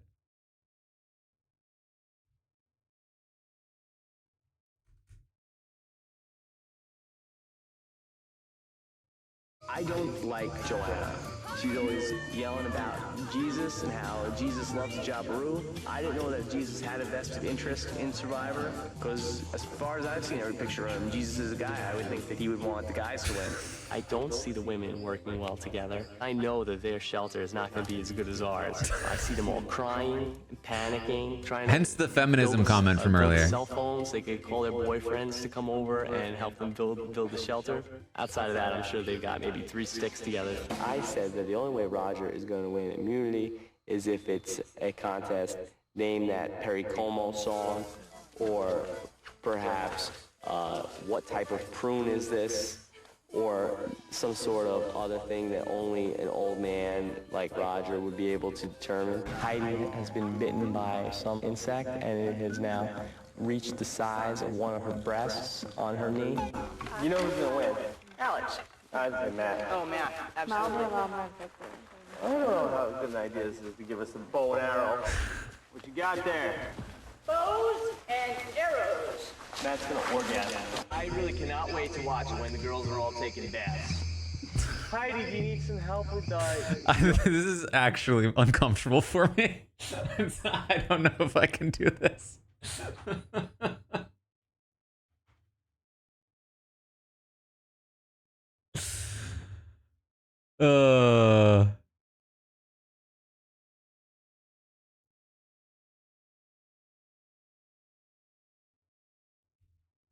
What would be the best Ian Terry?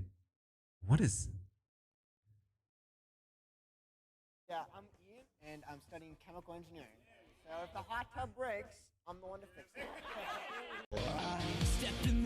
Oh geez, we can't be playing music here. Come on. Ian Terry, get to steppin'.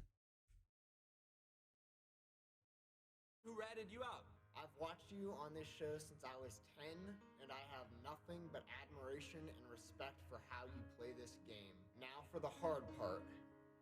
Since the reset, I've been in an alliance called the Quack Pack with Dan, Danielle, Brittany, and Shane. I'm the one that told Brittany and Shane you were coming after them. This week, I masterminded your demise. I learned from one of the best, and that is why you're sitting with Julie right now. I'm really sorry.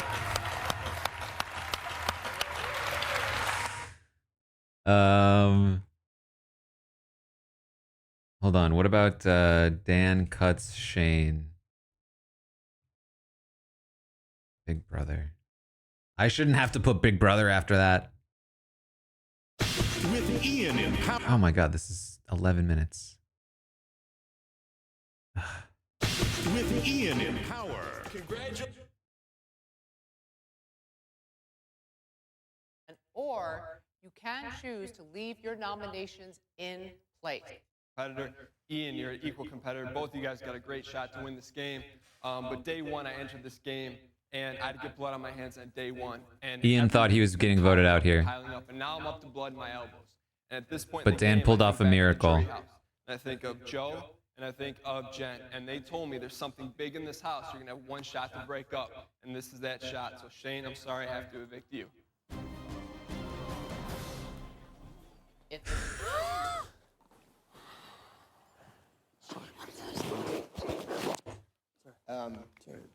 Congrats, man. Congrats. What? I love Ian's reaction. It's fine.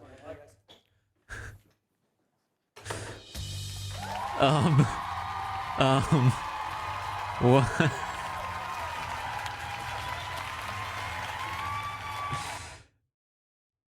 Ian wins veto. And became the new head of household. He then In this case, Dan was trying to evict Ian.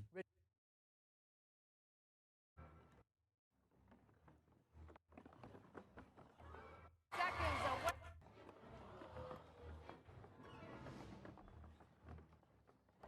And it looks like Ian is seconds away. Congratulations, Ian. You have won the power of veto. You have just a few minutes to decide if you're going to use it. I think we all know the answer. Will the nominations change? I'm pretty sure. Ian versus Frank. Oh, come on.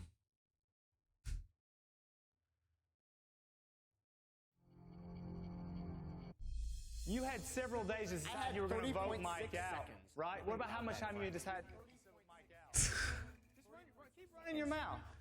Everybody's looking at what you really like right now. No, Frank, Let those horns come on out, Ian. Let them come out. If you're wondering, yes, he's in a carrot They costume. were taking advantage of you because you were a kid, but it turns out you're just trying to be sneaky. No, that's not true. I'm not sneaky at all. All right. Because it was really easy for you to vote against Mike, and it was really easy for me and Oh, it was Asha. really easy for me to vote against Mike because I cried all day. And then you told That him was to the get to easiest stepping. thing. You told him to get to stepping. Exactly. Because he was freaking calling me a No, coward. because you had it and ready. my own Because you had it nose ready, spine. and you expected it to happen like that. You were That's crying definitely all day, and you were coming to me saying you felt bad that Mike was probably going home, but you really were guilty because you were voting against him. So I have no Yeah. sympathy for you. Well, no sympathy. Okay, well, good. All right. Then we have Tiffany. What would be the best Tiffany moment? Do you think the fisherman speech is on here? No, of course not. Oh, that's not even...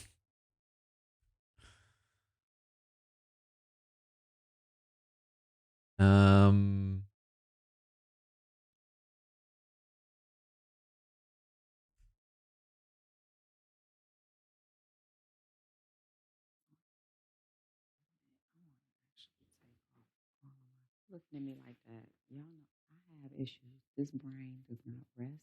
I have theories about things, and I think that Sarah Beth is hiding a lot of who she is, and that to me makes her very suspicious because why are you hiding? You don't really care what Beth puts on. Why? SB, so that to me means you are just as big of a threat. And with that being said, if you can target Hannah that way, you can. I think it's too whispery.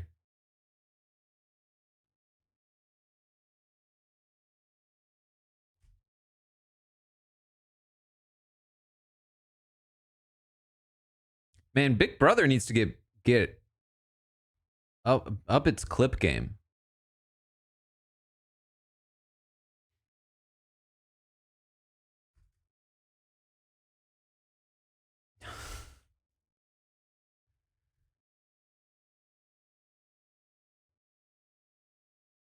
It just doesn't exist.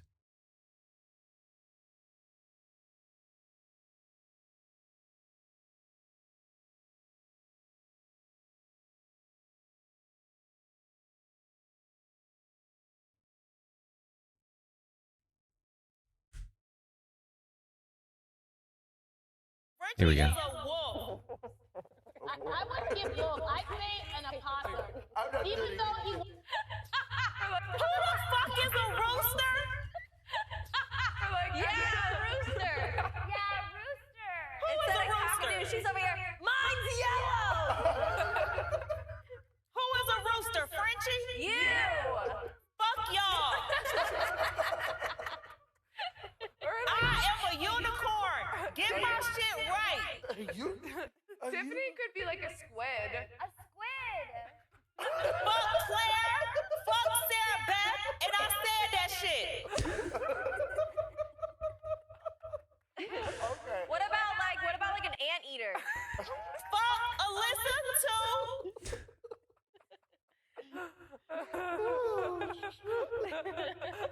All right, let's. The part about Sarah Beth stuck because she ended up having like such a vendetta against Sarah Beth for like the whole season.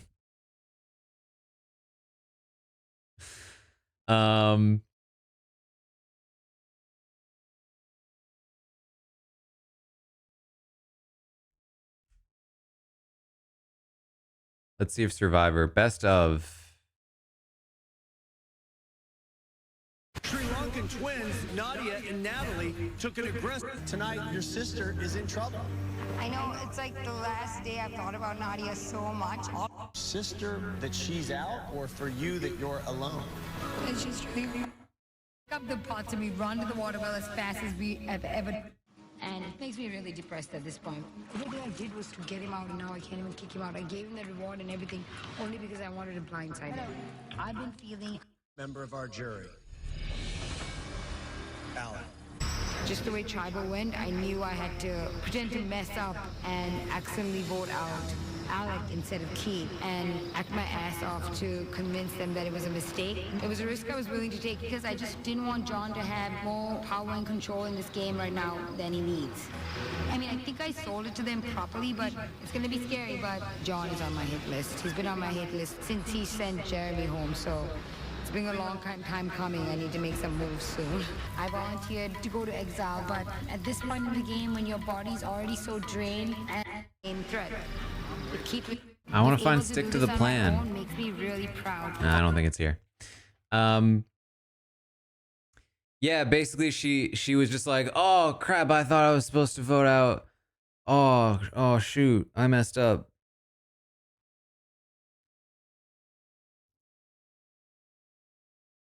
And then there's Jam Jam. There's no way for some reason I thought I was snoring here. People get voted off because of snoring. These compilations are too long. They're great for what they are, but I need a.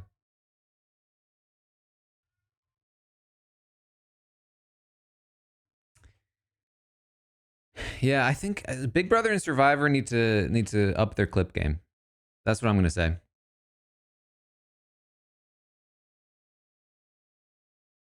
Check the most replayed section. That's a good point. There's no way Nah, they don't even have it. like this is amazing. But I want to do this together. They lowered their voice, so they're talking about us. I'm gonna go. Okay. Living my dream means cutting the dream of someone I love. I got a lot of love for Caroline, the way we connected at Tika the first few days. I have a big conflict in my head of getting rid of Caroline or Jamie. Am I gonna be able strong enough to do this? I remember screaming at the television. I was like, Jam Jam, you should be talking about Carson.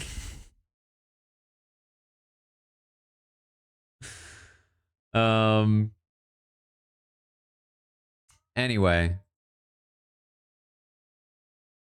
I think the big question on everyone's mind with Rob here is, what is he gonna wear? If this is indeed true, if Rob is going to be on the Traitors, what's he gonna put on? Surely not the plaid. Maybe once. You know?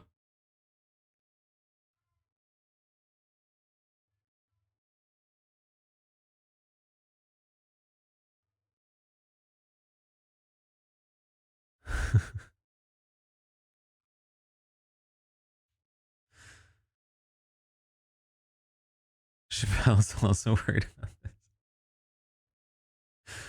I mean, I feel like you could spend the entire prize money on a set of outfits for this show.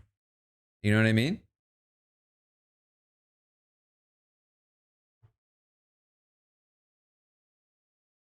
Your entire appearance fee just goes to wardrobe.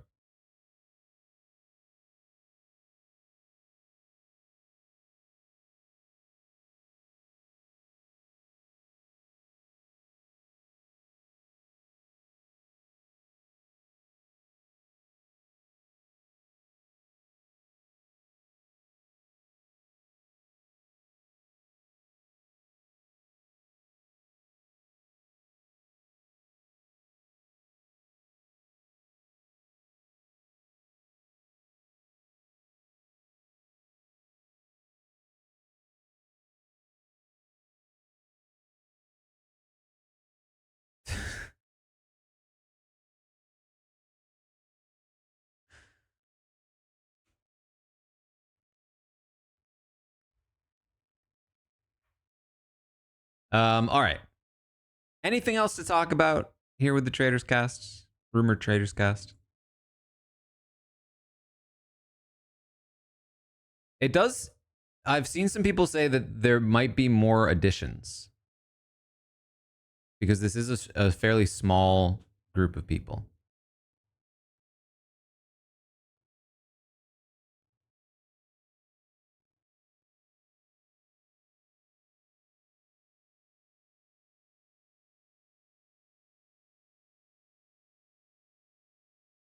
Do we think those people are like, yeah, like a Boston Rob kind of edition? Or will they maybe be part of the OG cast? Oh, you're right. You know what? I don't think I ever looked up Monet clip. What's a good Monet clip?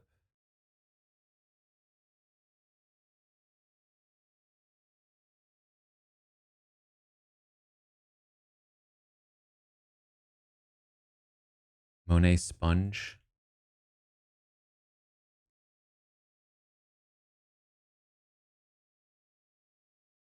Is it this one? Return of the Monet sponge? Or Return of the Sponge? Or is it an original sponge?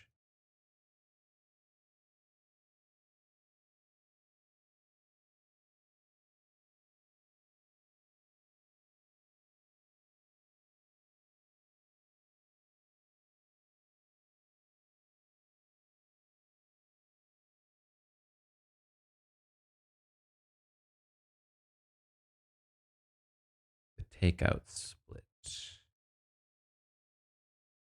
All right, let's just try this one. Oh, don't mind me. I'm just here. Sweep of the competition, girl. I am at Monet Exchange, and you better get your currency in check, bitch.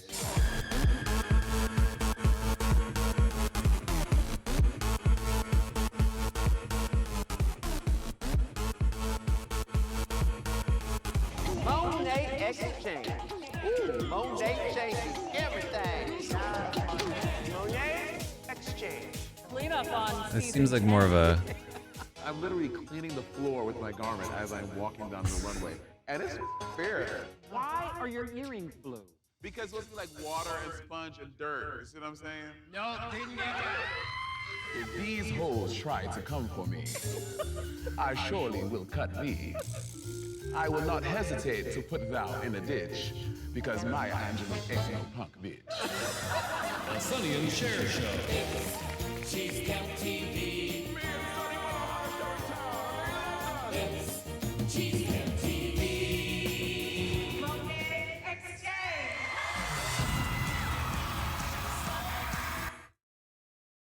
Monet Snatch Game.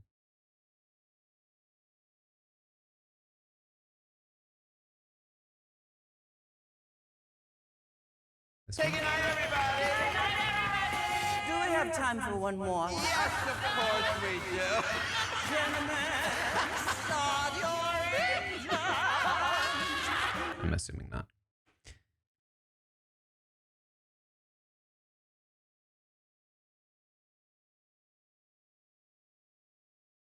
She was on Dropout hosting a show and being a panelist on some other shows, plus Dungeons and Drag Queens. The second video, this one.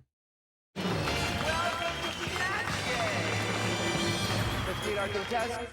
HBIC Congresswoman Maxine Waters. Hello, room. May I call you Auntie Maxine? Author, actress, and a national treasure. Maya Angelou. Hello, RuPaul. Do you know why the Congress? I'll bring it up in Congress, and then I'll bring it up at DragCon.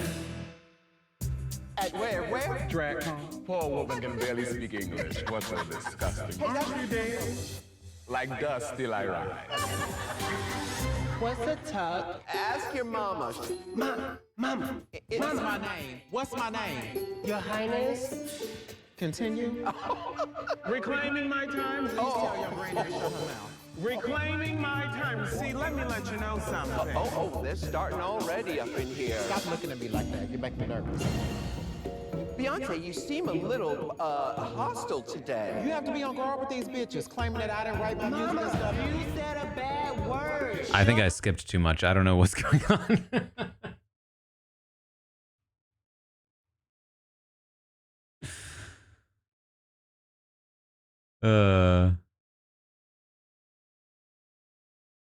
Season 5 Candace versus Monique.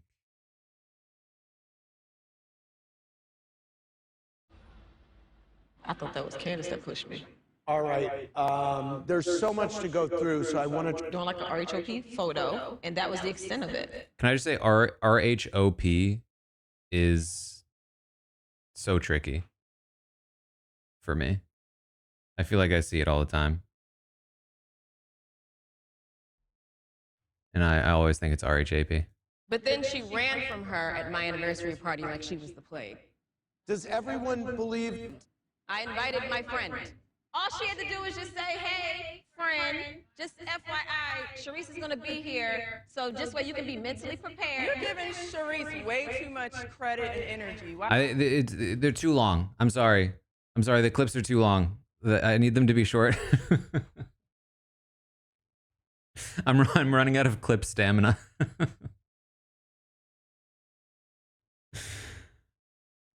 um.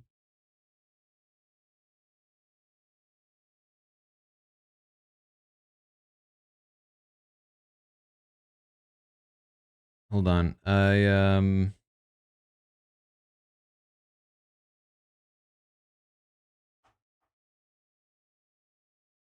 got a clip.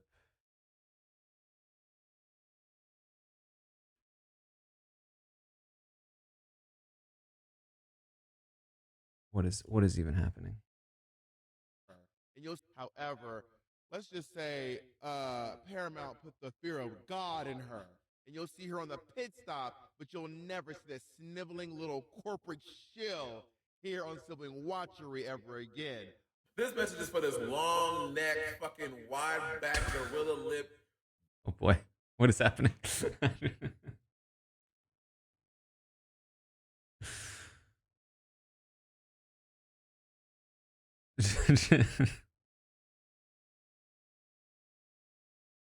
Okay, this one's not too long. But what is he responding to? Put the fear of God in her. And you'll see her on the pit stop, but you'll never see that sniveling little corporate shill here on Sibling Watchery ever again. I'm just too confused. I'm sorry.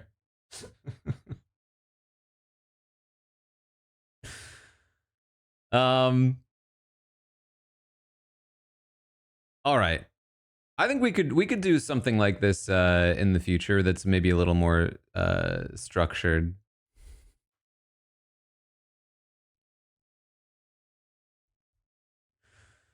So that I'm not just fumbling around for clips.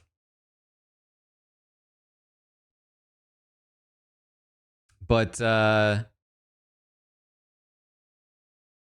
exciting news overall.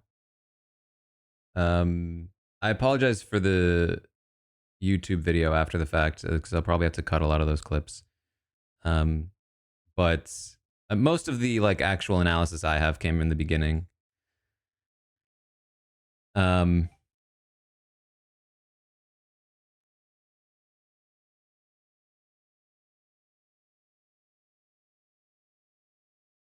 Interesting stuff for the Traitors. Season 4.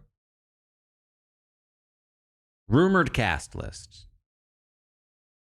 Excited to see it come together. Winner pick.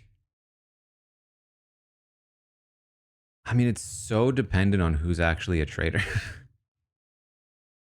How do you even like pick a winner pick, you know?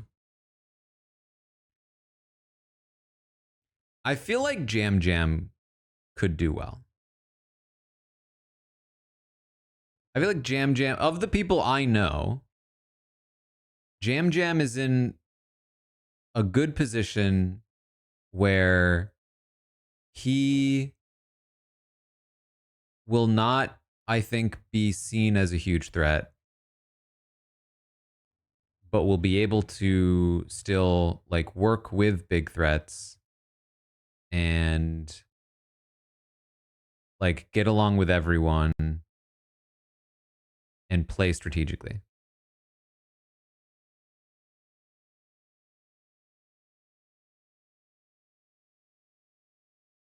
The thing about like Rob and Tiffany is that I just feel like, how do you not vote them out?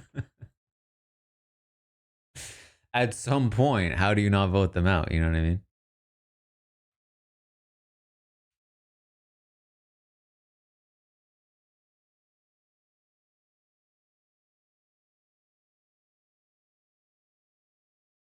What does winning even mean is a great question. Because the thing about the Traitors is that it's not really about winning.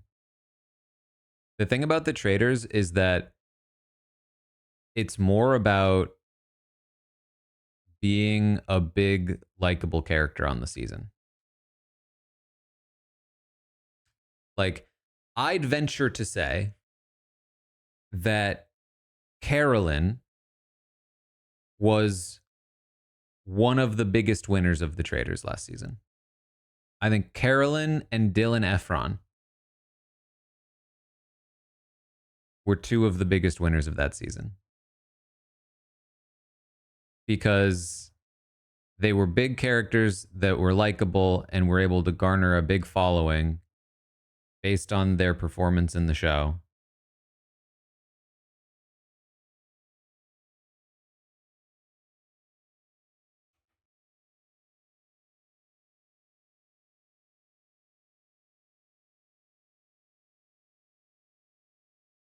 And it really doesn't even matter who actually wins.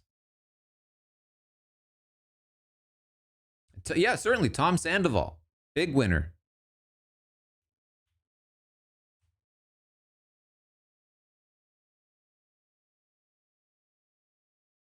The Traitors is like the biggest show in this genre right now. And it's making a lot of like reality people, it's like revitalizing careers.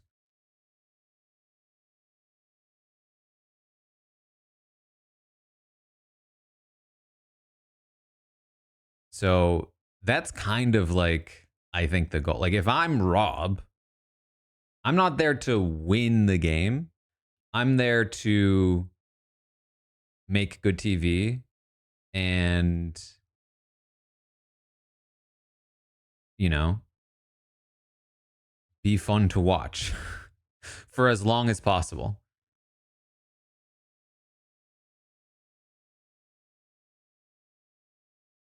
And that means that you do have to try to win to some degree. Like, you have to try to, you can't get voted out or eliminated early. You have to make it to the end or close to the end. But I don't think you can feel like you succeeded at the show if you get to the end by being boring.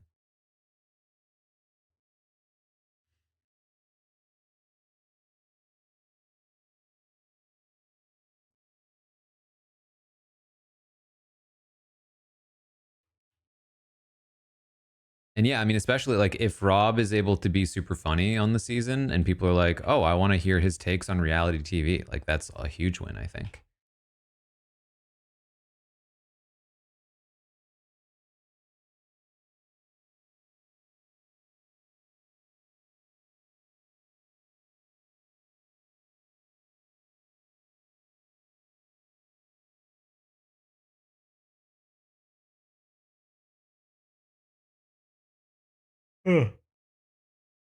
I'd say worst case scenario is, I mean, worst case scenario is that like Rob just gets like murdered instantly. He's like the new Johnny Bananas. What I will say is I started a Patreon for my Devil's Plan reactions because they're not really able to go up on YouTube. It's been very fun. I've been watching similar to what we just did. I watch clips. I'm in the corner. I'm pausing and reacting and commentating and analyzing along the way. My plan is right now to do the same for the Traitors when that comes out. So when this season of the Traitors airs, we'll have some Patreon reactions and analysis similar to what we just did, but with the full episodes. So that will especially be fun now with all of the extra context and insight that hopefully I'll be able to have on some of these players.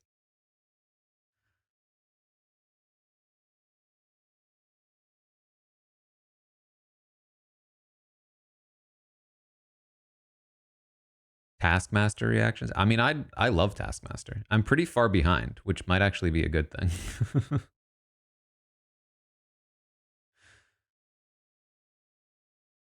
I will still do live streams for like Big Brother and stuff. But shows like The Traitors that air not live, kind of, I've always struggled to do because it's in some ways like it's harder for people to sync up because it's not airing at the same time roughly for everyone.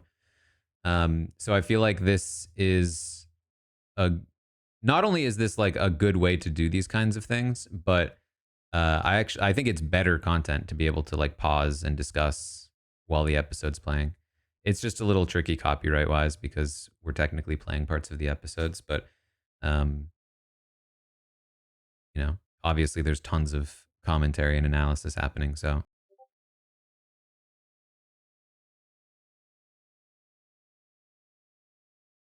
if I watch Housewives on Patreon, I'll spend all the money. Listen, I could definitely see myself doing some like compilation viewings.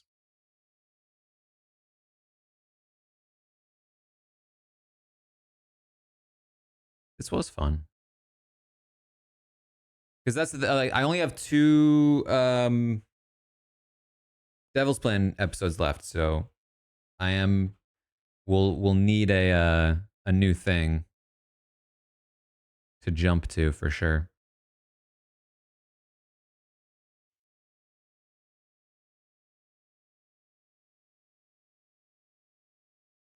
I thought about jet lag reactions. But yeah, I wouldn't want to like compete with my own jet lag coverage if we end up doing that.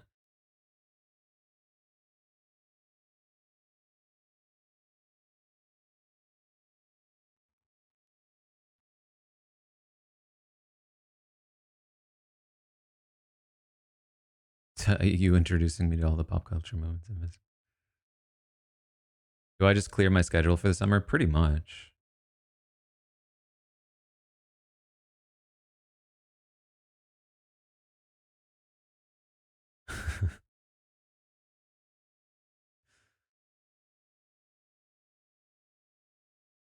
No idea how much Housewives is a social strategy game. I mean, I can kind of see it. Thoughts on Wheel of Time not getting renewed? Yeah, that's a bummer. Did I watch Destination X? No.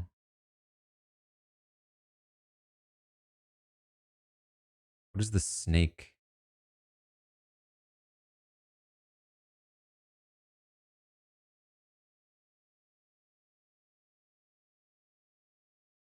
Genius Game UK. Yeah, Genius Game UK did not do well in the ratings. I had fun making the videos about him though.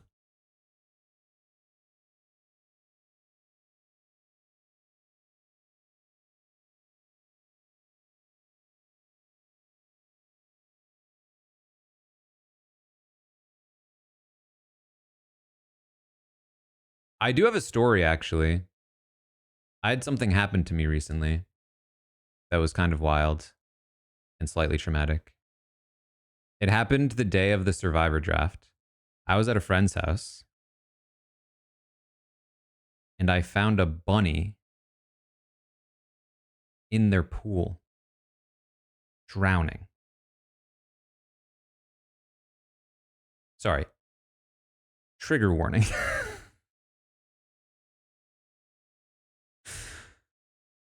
It was terrifying. I pulled the bunny out of the pool. It was like, okay, so basically, the bunny was like kind of swimming, but like only on one side. And at first I was like, oh man, like, should I do, like, I assume I need to pull it out because I don't know if it can get out, but it looks like it's swimming. It just looks like it's struggling to swim. So I pulled it out and I kind of like placed him on the ground. But you know how like if I pick up my cat and I set my cat down, my cat's gonna like land on his feet and run away or something. That's what I expected the bunny to do. But instead, he just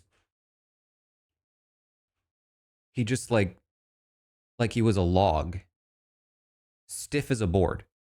I was like, oh my God, he's dead. He was just swimming, but now he's dead.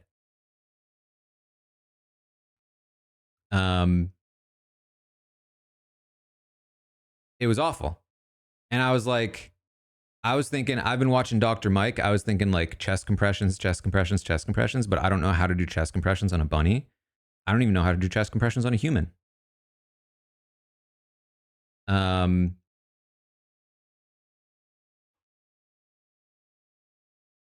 Luckily I saw eventually I saw he was breathing. His stomach was moving. And I later learned that when they're scared, they just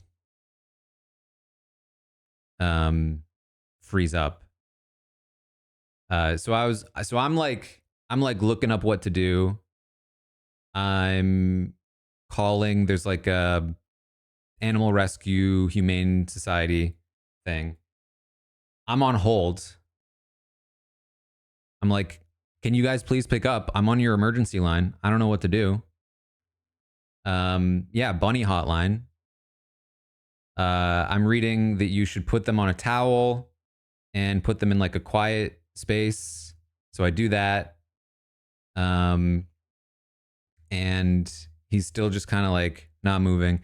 And I'm looking it up, and it's like, you might have to do chest compressions, but he's breathing, so I don't have to do chest compressions. And we're just like waiting for him to like dry off. I believe it's a wild bunny, because there are apparently lots of bunnies in the area. He eventually starts moving, and I'm like, oh, thank God.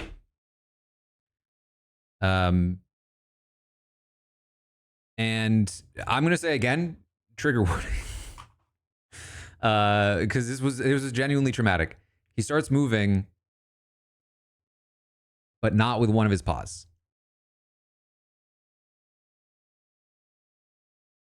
He can't move. One of his paws is like sideways. And I was like, no. And I'm still on hold with this place. It's been like 20 minutes. And he's trying to hop away. He can't. So they finally pick up, and I'm like, hey, I found a bunny in a pool. He's breathing. He seems to be doing okay, but I think he might have like a broken paw or something. They were initially like, it's only been 25 minutes. You should just keep waiting. Wait another hour. Call us back if he still hasn't gone. Because he might just be scared. And I was like, I don't know. Like, I'm pretty sure, like, it really looks broken to me. Like, it looks like it's in the wrong place. And they were like, okay, we just don't want to come and like the bunny's gone, basically. So you're going to have to make sure the bunny doesn't leave. Can you like put him in a box, or like take a hamper and put it over him? And I was like, okay, I can do that. So we got one, we put it over him, like a big thing. But it's not like he could have gone anywhere anyway. And then we waited for them to come, and the woman like came. She had a little like little cage thing. She was like, oh yeah, that's broken. And put him in the little carrier, and then took him away. And I was like, because like I said, apparently there's lots of bunnies in the area. So we were like, you know, what about his family? Like, they was like, don't worry, we'll put him back in this area. But my biggest thing is that I forgot to like, I didn't ask like, can we check up on the bunny? So I don't have a conclusion to the story other than she took him away and is hopefully caring for this bunny. But yes, I realized afterward that's why the bunny was swimming sideways, because he was swimming with only one paw. We also later discovered that there were like some cameras that this person has that caught not the incident itself, but basically right before I found the bunny, a cat was like prowling in the backyard. So the assumption is that the cat kind of like chased the bunny into the pool and broke his little paw in the process. Bunny was pushed, exactly. But that is my trauma. I was genuinely traumatized by this experience. I was just so terrified of like doing the wrong thing the entire time. And then it was literally like an hour or two later that we did the Survivor 50 draft. I was struggling.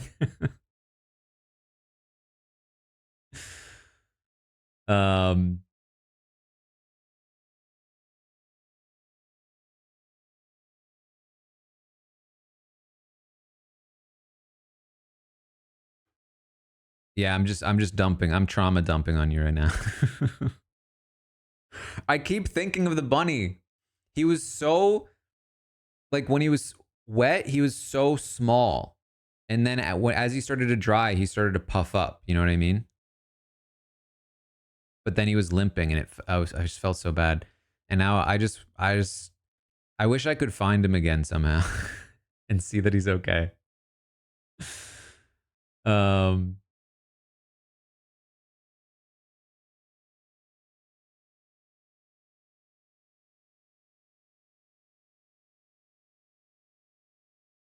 I have thought about calling, but they just seemed so like, I mean, it took forever to get a hold of them, and then I don't want to like bother them, you know what I mean?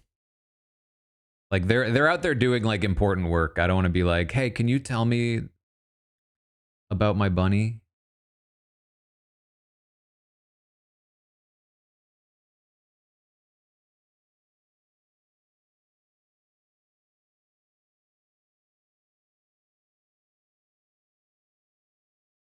Um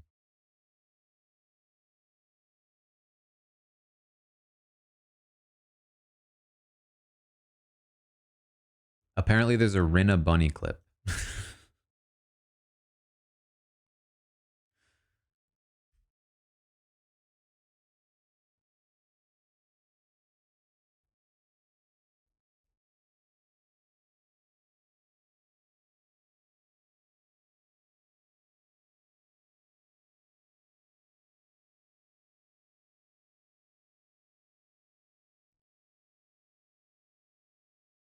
The bunny won Kim versus Lisa.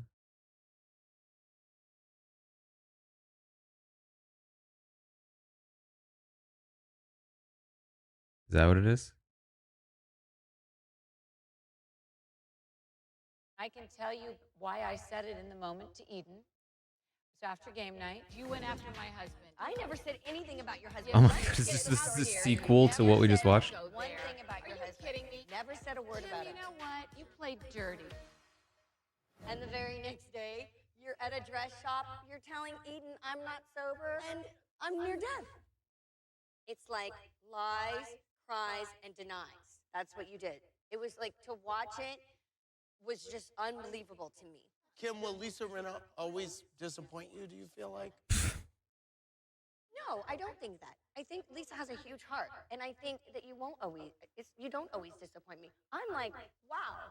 Like, I get excited when I see Lisa. Like, I own it. I'm owning it. I'm owning it. I'm owning it. I hear these words. I get like, yeah, go for it, Lisa. I don't think she always will disappoint me. I like that. And since then, we've made amends. Can I hug you? Do you feel like a hug? Should we hug? Thank you. Thank you for your apology. Thank you for being open to me tonight. And we have moved on. I think there's big hopes for us. Lily from Springdale, Arkansas wants to know what you did with the bunny Lisa Rinna gave for your grandson. Oh, well, Lisa, hold on.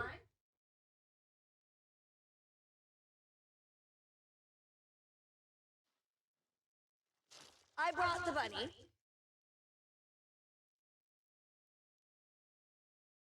Because I never gave it to my grandson. Because I didn't feel like it had good energy. So I think what I should do is give it to you. And when you are in a better place, maybe you can give it back to me. Because right now, I don't feel it was given to me with the right energy. The Bad Bunny energy? And it's just been sitting there. And I couldn't give it to my grandson. Because I'm all about energy and positive things. And okay. So, would you like one of my crystals? Maybe it'll help heal you. no, I'm healed. I'm good. But I feel like maybe that could be given to somebody else and that you would mean it more and get better energy giving it to somebody else. You don't have to cry over it.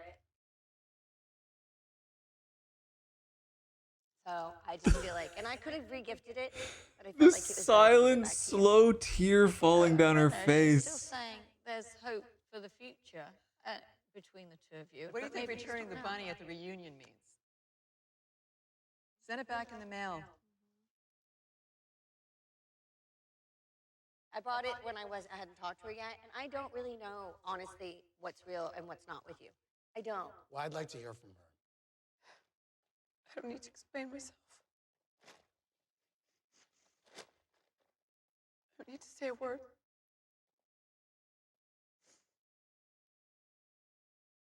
I get it. Loud and clear. Maybe that was bad timing of me to ask that question because I feel like we were just at a place where you... You know, I don't think so. I think, Lisa, I don't know if I am ready to be your friend. It's okay. You know what? I accept that and I'm okay with it. I've forgiven myself and that's a big step. I can move forward with that. I feel bad because I know my sister's personality, and she wouldn't want to have something that she felt had anything negative attached to it to give her baby because she's superstitious and all that. But I also can see Lisa feels bad about that. You know what's really funny is Harry was the one that said that he thought this would be a really good idea to bring this bunny to Kim, that it would just be a really nice moment to have with you. So I said, I don't know, it doesn't feel quite right. You know what's... I mean, I think it's good that you feel bad for a minute because you hurt me. I'm going to walk away for just a second because this just doesn't feel quite right. I've seen the side of her before where she's like, I'm sorry. It would mean a lot to me if I knew she was sincere. Right, and I understand that that's your issue. You're not, you want... Is there a sequel to the bunny? Does the bunny ever come back? They're always very superstitious about anything. I understand. It was given at a moment where things weren't resolved. So it maybe has some significance.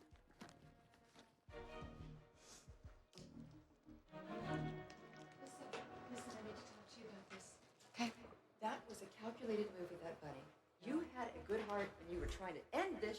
I know you. I know. It was a calculated He's just move trying with to the bunny. demean you and hurt you. Well, and you put know down. what? She can't demean me and hurt me because I have a beautiful life and I have a beautiful family.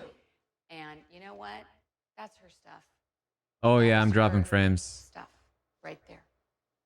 I mean, I'm dropping frames.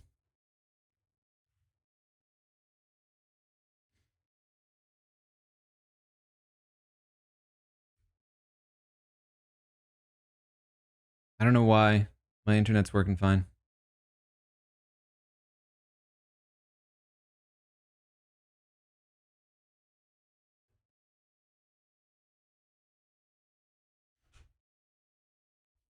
It's still struggling though. Jeez.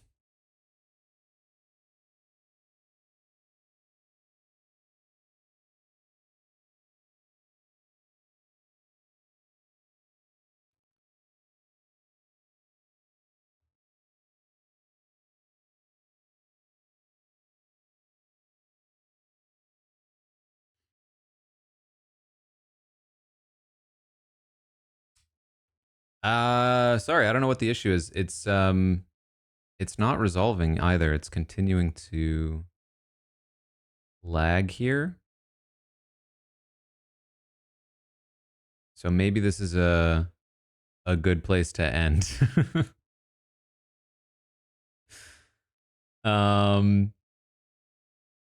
Either way,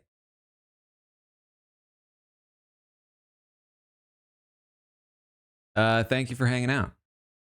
If you can even see or hear me right now. I think you might be seeing me from the past. I think it lagged.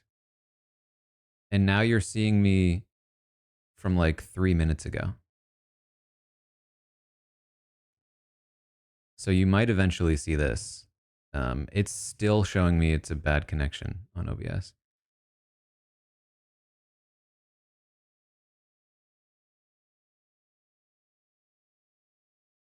Okay, I guess it might be caught up now. Anyway,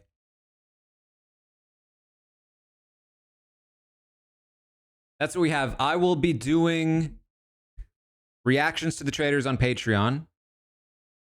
So when the season starts, you can find it over there.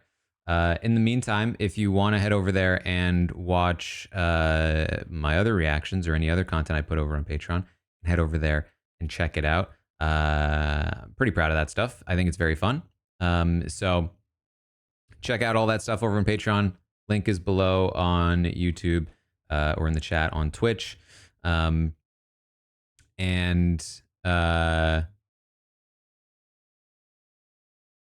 What else?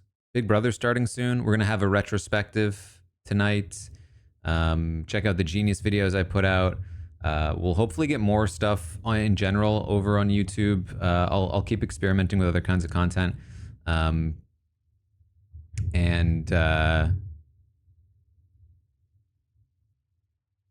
we'll have a good time. All right. Thanks again for hanging out. I will see all of you, I don't know, next time.